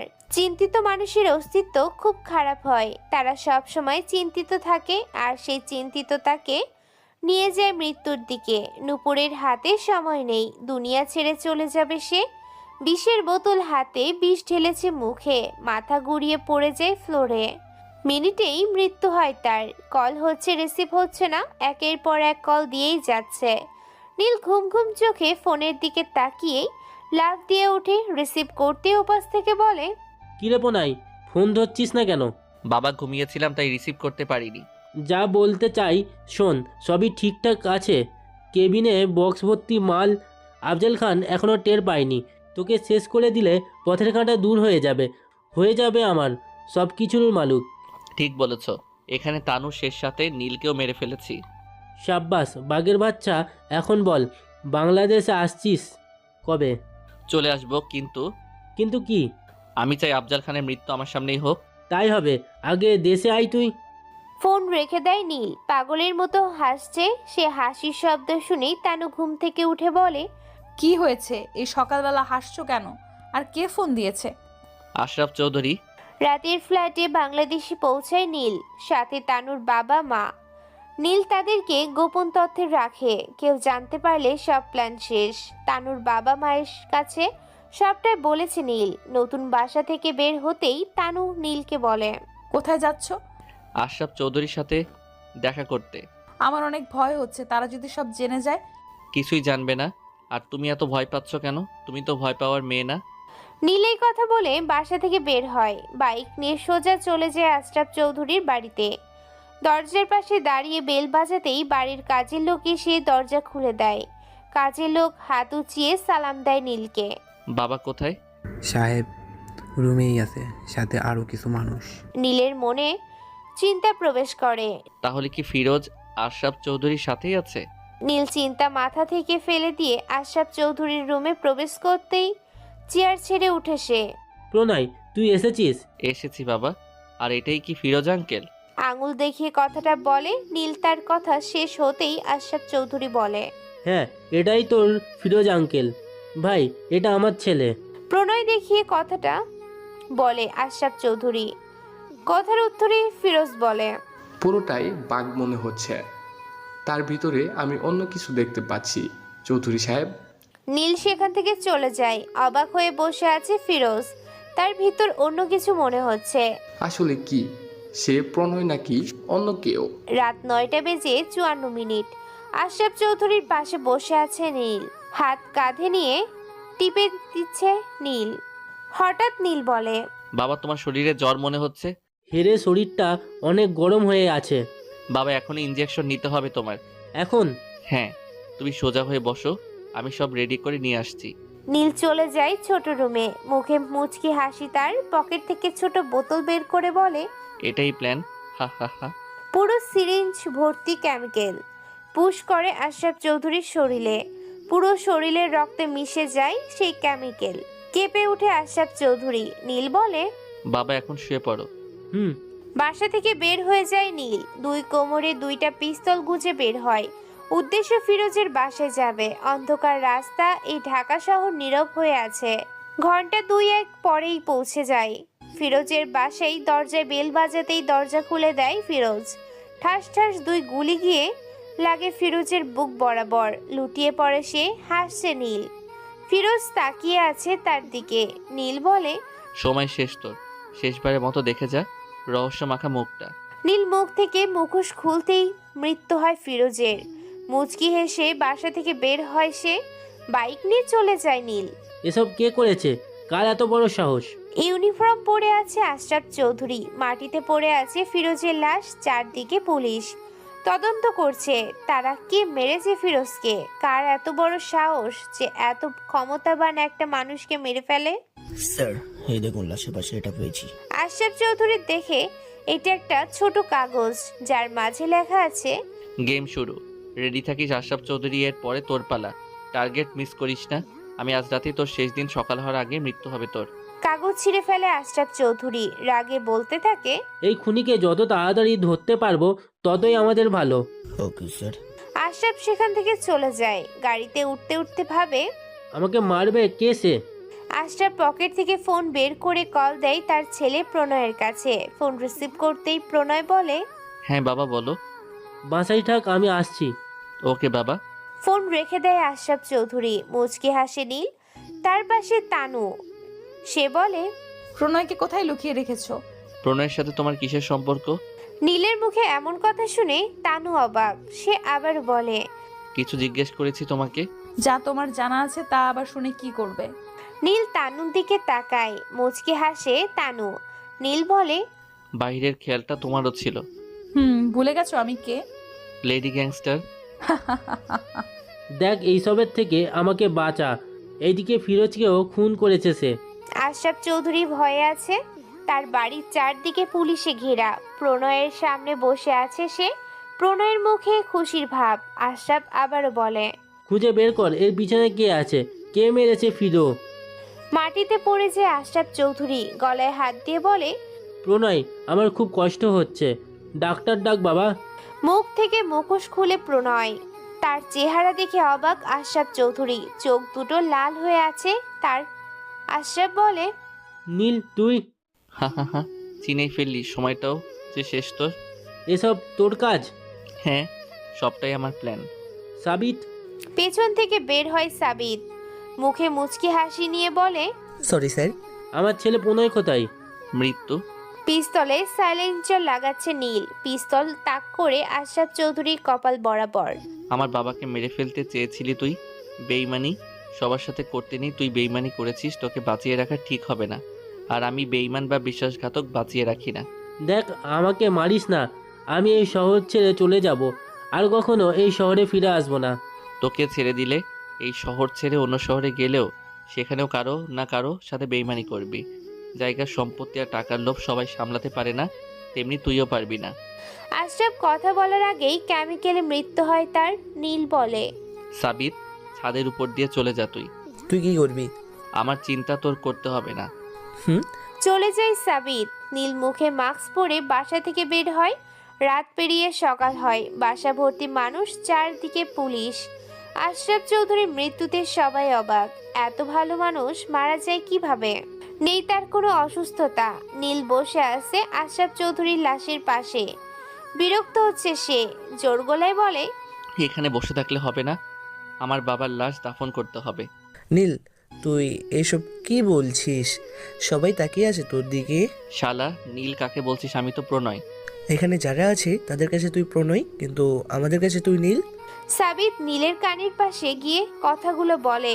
তাদের কথা বলা দেখে সাহেদ বলে, ছোট সাহেব, স্যারকে বেশি সময় এভাবে রাখা যাবে না। কান্না করতে থাকে প্রণয়।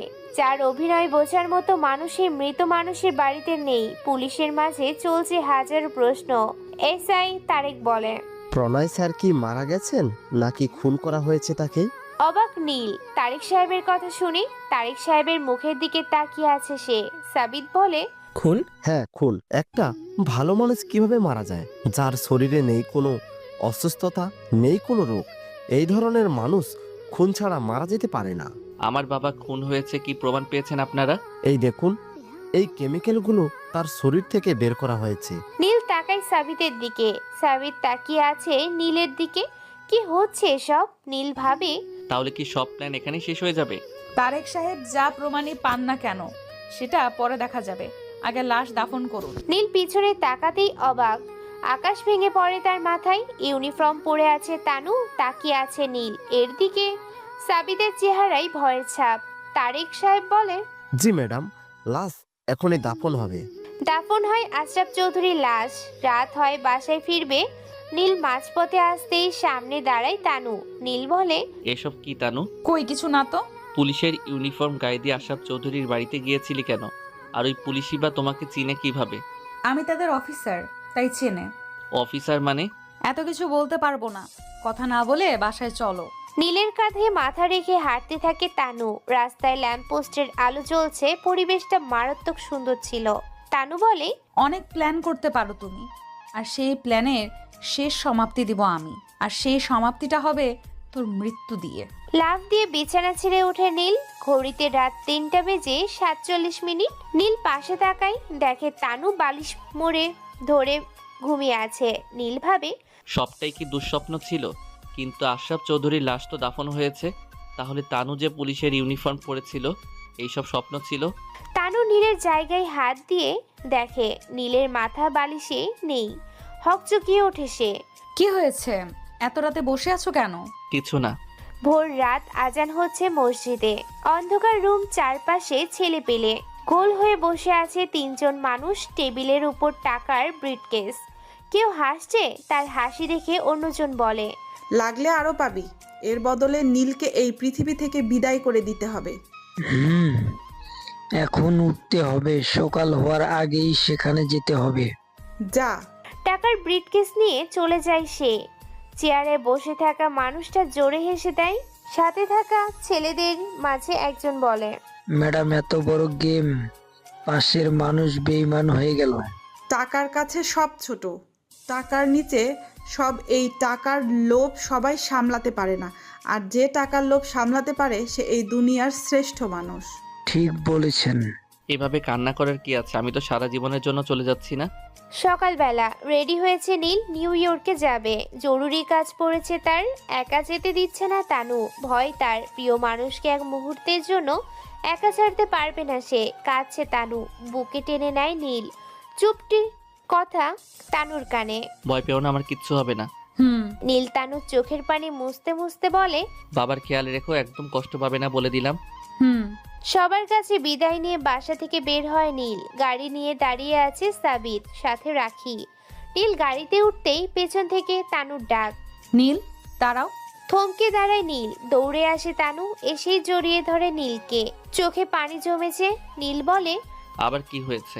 আমার অনেক ভয় করছে, তোমার যদি কিছু হয়ে যায়। আমি কে সেটা তুমি ভালো করেই জানো। আমি আগুন নেভাতেও পারি, জ্বালাতেও পারি। নীল কথা শেষ করে গাড়িতে বসে। গাড়ি চলতে থাকে এয়ারপোর্টের উদ্দেশ্যে। ড্রাইভ করছে রাখি। সাবিত বলে, আন্ডারওয়ার্ল্ডের প্রতিটা মানুষের মৃত্যু হয়েছে, এইসব তানুকে জানাসনি কেন? সে আগের নীলা নেই, সে এখন তানু। গ্যাংস্টার জীবন তার জন্য শেষ। ভালোর পথে পা দিয়েছে সে, সংসারে খেয়াল দিয়েছে সে। অন্ধকার পথ শেষ তার। কিন্তু এইসব কার কাজ বলতে পারবি কি? কে মেরেছে আমাদের লোকেদেরকে? নিউ ইয়র্ক জুড়ে 2টো মানুষ আছে যারা এই কাজ করেছে। কারা বা কি? বুড়া বুড়ি। ছেলের মৃত্যুর প্রতিশোধ নিতে পারিনি, নুপুরকে পাচ্ছি না, নিখোঁজ হয়েছে সে। রুমের ভিতর বড় বড় পাওয়ার মানুষ, যাদের ভালো নাম ডাক আছে। নিউ ইয়র্কও তাদের আওতায় আছে। হুট করে কেউ বলে, ম্যাডাম, নূপুরে মৃত্যু হয়েছে। স্তব্ধ হয়েছে সবাই, বেশি করে বুড়ি। বুড়ি রাগ জমিয়ে বলে, এসব কি বলছিস? নূপুরের মৃত্যু হয়েছে মানে? জি ম্যাডাম, এই দেখুন। বুড়ির দিকে এগিয়ে দেয় কিছু ছবি, যা দেখে অবাক বুড়ি। এসব কি ইচ্ছাকৃতভাবে মরবে কেন নূপুর? সাজেদা, দেখি ছবিগুলো। বুড়ির হাত থেকে ছো মেরে ছবিগুলো নিয়ে যায় বুড়া। সে বলে, এসব কিছুর পিছনে কিছু একটা আছে। ইচ্ছাকৃতভাবে মারা যাওয়াটা খুব চিন্তার একটা বিষয়। সব রহস্যের খবর আজ রাতেই পাবো। কিভাবে? সেটা সময় হলেই জেনে যাবি সবাই। জি ম্যাডাম। নীল নিউ ইয়র্কে এসে পৌঁছায়। রাস্তা ভর্তি গাড়ি। হঠাৎ ছোট কণ্ঠে এক মেয়ের ডাক, ভাইয়া 10টা টাকা দাও। অবাক নীল। মেয়েটার বয়স 7 বা 8 হবে। এত ছোট একটা মেয়ে এসব বলছে। ও ভাইয়া, দাও না 10টা টাকা, অনেক ক্ষুধা পেয়েছে। তুই থাকিস কোথায়? এই তো একটু সামনেই। তোর বাসায় কে কে আছে? অসুস্থ মা। তোর বাবা নেই? না, রাস্তা থেকে তুলে এনেছে এক মহিলা। এখন থেকে তুই আমাদের বাসায় থাকবি। না, আমি কোথাও যাব না আমার মাকে ছেড়ে। তোর মাও আমাদের সাথে যাবে। আচ্ছা, তোর নাম কি? অর্নিলা। খুব সুন্দর নাম, রফিক। বল। অর্নিলা আর তার মাকে নিয়ে আমার ফ্ল্যাটে চলে যা। তুই কোথায় যাবি? ম্যাডাম, নীলয় চলে এসেছে। চেয়ারে হেলান দিয়ে বসে আছে দুইটা মানুষ, যাদের মাঝে অন্য কিছু নিয়ে কথা হচ্ছে। দরজার পাশে দাঁড়িয়ে আছে মেয়েটা, খুব চালু। ভাবিক বলে উঠে উপরের কথাগুলো। মুচকি হেসে সে বলে, ঠিক সময়ে শত্রুর আগমন, মেরে ফেল তাকে। কিন্তু কোনো কিন্তু না, ব্রিফকেস ভর্তি টাকা দিয়েছি, লাগলে আরো পাবি। বের হয়ে যায় মেয়েটা। পকেট থেকে ফোন বের করে কল দেয় চেনা কারো নাম্বারে। কতটুকু? প্রায় কাছাকাছি। কিছুতেই যেন জীবিত না থাকে। ওকে। ফুপিয়ে কান্না করছে তানু। দূরে আছে তার প্রিয় মানুষ। বিভিন্ন ধরনের চিন্তা তার মাথায় আঘাত করছে। প্রিয় মানুষের কিছু হবে না তো? অন্ধকার রুমে নাক টেনে টেনে কান্না করছে সে, হাতে প্রিয় মানুষের শার্ট। হঠাৎ কারোর প্রবেশ তার রুমে। এভাবে কান্না করছিস কেন বলতো? পেছন ফিরে তাকায় সে, দাঁড়িয়ে আছে তার মা। তানু দৌড়ে এসে তার মাকে জড়িয়ে ধরে বলে, মা, সেখানে অনেক খারাপ মানুষ বসবাস করে, অনেক শত্রুর মেলা সেখানে। তারা সামনে থেকে আঘাত করে না, তারা আঘাত করে পেছন থেকে। যদি আমার নীলের কিছু হয়ে যায় আমি বাঁচবো না মা। কিছুই হবে না নীলের। তাই যেন হয়। হয়েছে, কান্না থামা, খেতে আয়। এই অন্ধকারে বলতে থাকিস কিভাবে বলতো? আমি অন্ধকার ভালোবাসি, সেটা তুমি জানো। জানি। খেতে আয়, আমি নিচে গেলাম। ভাঙা বাড়ির সামনে দাঁড়িয়ে আছে রফিক, সাথে ছোট মেয়ে অর্নিলা। রফিকের ধারণা এটাই অর্নিলার বাড়ি। ঘরের চারপাশ খুবই পরিষ্কার। রফিক আবারও ধারণা করে এটা নিশ্চয় অর্নিলা করে, সে নিজে পরিষ্কার না, তার বাড়িটা বা ভাঙা ঘরের চারপাশটা খুবই পরিষ্কার। রফিক বলে, অর্নিলা, তোর মা কোথায়? ভিতরে শুয়ে আছে। রফিক অর্নিলাকে নিয়ে তার ঘরের ভিতরে প্রবেশ করতেই দেখে অর্নিলার মা ঘুমিয়ে আছে বিছানায়। চারপাশে কাঠের তক্তা লাগানো, তার উপরেই থালা বাসন রাখা আছে। অর্নিলা বলে, ভাইয়া, এটা আমার মা আর এটা আমার ঘর, মানে আমার আর আমার মায়ের থাকার জায়গা। রফিক তাকায় অর্নিলার মায়ের দিকে। রফিকের তাকানো দেখে অর্নিলা তার মাকে ডেকে তোলে। মা। এক ডাকেই উঠে অর্নিলার মা তার মেয়ের সাথে রফিককে দেখে বলে, কিরে মা, এটা কে? অর্নিলার মা বিছানা ছেড়ে উঠতে কষ্ট হচ্ছে। অর্নিলা দৌড়ে গিয়ে তার মাকে ধরে বলে, মা, এটা আমাদের ভাইয়া, তোমাকে আমাকে নিয়ে যেতে এসেছে। কোথায় যাব? এভাবে অসুস্থ হয়ে আর কতদিন বলুন? আপনাকে ভালো করতে হবে, আপনার ভালো চিকিৎসা দরকার। রফিকের কথা শুনে অর্নিলার মা কেঁদে দেয়, কান্না কণ্ঠে বলে, চিকিৎসা করতে হলে তো টাকা লাগবে, আমি এত টাকা পাবো কোথায়? আপনার এইসব নিয়ে ভাবতে হবে না, আমার সাথে চলুন। অনলিয়া, আয়। রফিক তাদেরকে নিয়ে বের হয়। গাড়ি চলছে তার আপন গতিতে।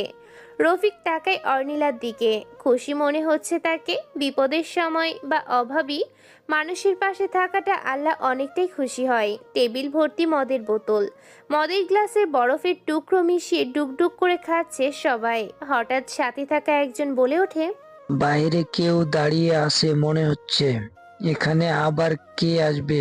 আর আসলে ও বা কি হবে মৃত্যু ছাড়া? এই দেখতে কে? তাদের মাঝে একজন বাহিরে যেতেই গুলির শব্দ পায় সবাই। ধরফড়িয়ে ওঠে সেখানে থাকা প্রতিটা মানুষ। দরজার বাহির থেকে লাশ ছিটকে পড়ে তাদের সামনে। দু কদম পিছিয়ে যায় সবাই। বাহির থাকা সে বলে, মৃত্যুকে ভয় পাবার মানুষ আমি না। আফসোস তোদের জীবনের জন্য, বিনা টিকিটে চলে যেতে হবে সবার। অবাক সবাই। দরজার সামনে দাঁড়িয়ে আছে নীল, হাতে পিস্তল, মাথায় লম্বা টুপি, পরনে আছে কালো কোট, কাঁধ থেকে কোমর পর্যন্ত পিস্তলের বুলেট, গলায় চিলকি দিচ্ছে স্টাইলিশ চেন। চেয়ারে বসে থাকা একজন বলে, এটা জোকস বলার জায়গা না। আমি জানি তুই অনেক কিছুই করতে পারিস, কিন্তু শেষ একটাই কথা, তোর আজকে মৃত্যু নিশ্চিত। মৃত মানুষের আবার মৃত্যু হয় কিভাবে? শত্রুর সামনে বেশি সময় থাকতে নেই, মেরে ফেলো তাকে। মেরে নিউ ইয়র্কের শেষ সীমানায় ফেলে দিস। কথা শেষ হবার আগে নীল গুলি করে সামনে থাকা মানুষটার পায়ে লুটিয়ে পড়ে সে। পাশে থাকা ছেলে পেলে দৌড়ে পালাই। নীলের ঠোঁটে এক চিলতে মুচকি হাসি। বুড়ি কোথায়? আমার মৃত্যু হলেও বলবো না। মৃত্যুর পথে আছিস তুই, এখনো সময় আছে, বল বুড়ি কোথায়? হা হা হা, পিছনে তাকিয়ে দেখ, বলছি তোর মৃত্যু নিশ্চিত। নীল পিছনে তাকায়, দুই দিক থেকে পিস্তল তাক করে আছে তার দিকে। নীল আবার সামনের দিকে তাকাতেই তার বুক বরাবর এক লাথি দেয়। ছিটকে পড়ে সে, কলার চেপে মাটি থেকে তুলে বলে, যদি আমার কপালে গুলি করতে কিছুই হতো না তোর, যদি বুকে গুলি করতে কিছুই হতো না তোর, আমার বেঁচে থাকা মানে তোর মৃত্যু। এসবের পিছনে কে আছে? পুরো টাইম গেম মনে হচ্ছে। গেম সাধারণ মানুষের সাথে খেলতে নেই, গেম বিরাট সাহসী মানুষের সাথে খেলতে হয়। বাম পাশ থেকে কথা বলছে কেউ। নীল সেদিকে তাকাতেই তার দুনিয়া উল্টো মনে হচ্ছে। মৃত্যু তার চারদিকে ঘুরঘুর করছে। আপন মানুষের বেইমানি অতিরিক্ত ভয়ানক হয়। নীল তাকিয়ে আছে বাম পাশে থাকা লোকটার দিকে। তুই? হাসতে থাকে সে, অতিরিক্ত হাসি হাসছে তারা সবাই। নীল ভাবতে থাকে, অতিরিক্ত আপন ভেবেছি যাকে, আজ সে কিনা বেইমানি করেছে, টাকা পেয়ে বন্ধুত্ব ভুলে গেছে। আজ বুঝেছি বেইমান মানুষ খুবই ভয়ানক হয়। কার সাথে কখন বেইমানি করে বলা যায় না। কিরে, ভয় পেলি মনে হচ্ছে? ভয় পেয়েছি তোকে দেখে, কারণ বেইমান মানুষকে সবাই ভয় পায়। কেন এমনটা করেছিস? যা চেয়েছিস সবই তো দিয়েছি, তাহলে বেইমানি কেন করলি? টাকা, টাকার কাছে বন্ধুত্ব কিসের? টাকা পেলে সবই হয়। তুই প্রকৃত বন্ধু না। যদি প্রকৃত বন্ধু হতে পারতি বেইমানি করতে পারতি না। টাকাই আমার কাছে সব, বন্ধুত্ব দুদিনের। তোর জায়গাটা আমার চাই, হয়তো আজ থেকে পেয়ে গেছি, ওপারে ভালো থাকিস। অচেনা মেয়ে পিস্তল তাক করে নীলের দিকে। হাত কাঁপছে তার, ট্রিগার চাপতেই দুইটা গুলি গিয়ে লাগে নীলের বুক বরাবর। বরাবর মাটিতে পড়ে সে, তাকিয়ে আছে রাখির দিকে। দুনিয়া অন্ধকার হয়ে আসছে তার। মৃত্যুর যন্ত্রণা তার কাছে হাসি মনে হচ্ছে। আপন মানুষের হাতে মৃত্যু, দুনিয়া অন্ধকারে পরিণত হয় তার। খুন করা হয়েছে ব্ল্যাক গ্যাং লিডার নীলকে। বাবা, এটা কিভাবে সম্ভব? এত ভয়ানক মানুষের খুন? প্রতি ঘরের টিভিতে ভাসে ব্ল্যাক গ্যাং লিডারের মৃত্যুর খবর। প্রতিটা নিউজে দেওয়া হয়েছে তার মৃত্যুর খবর। অবাক নিউ ইয়র্কের প্রতিটা মানুষ, হাসছে নরপিশাচগুলো যাদের মাঝে আছে হিংসা আর লোভ। লোভ আর হিংসা দুটোই মানুষকে শেষ করে দেয়। হয়তো তাদেরও মৃত্যু হবে। মৃত্যু হবে বেইমান কিছু মানুষের। মৃত্যু হবে তাদের যারা টাকার লোভে পড়ে প্রকৃত বন্ধুদের সাথে বেইমানি করে। মৃত্যু হবে যারা সামান্য টাকার লোভে পড়ে প্রকৃত বন্ধুর বুকে গুলি করে। আসলে কি নীলের মৃত্যু হয়েছে, নাকি আবারও ফিরবে অন্য রূপে? এখানেই শেষ নয়। আসসালামু আলাইকুম।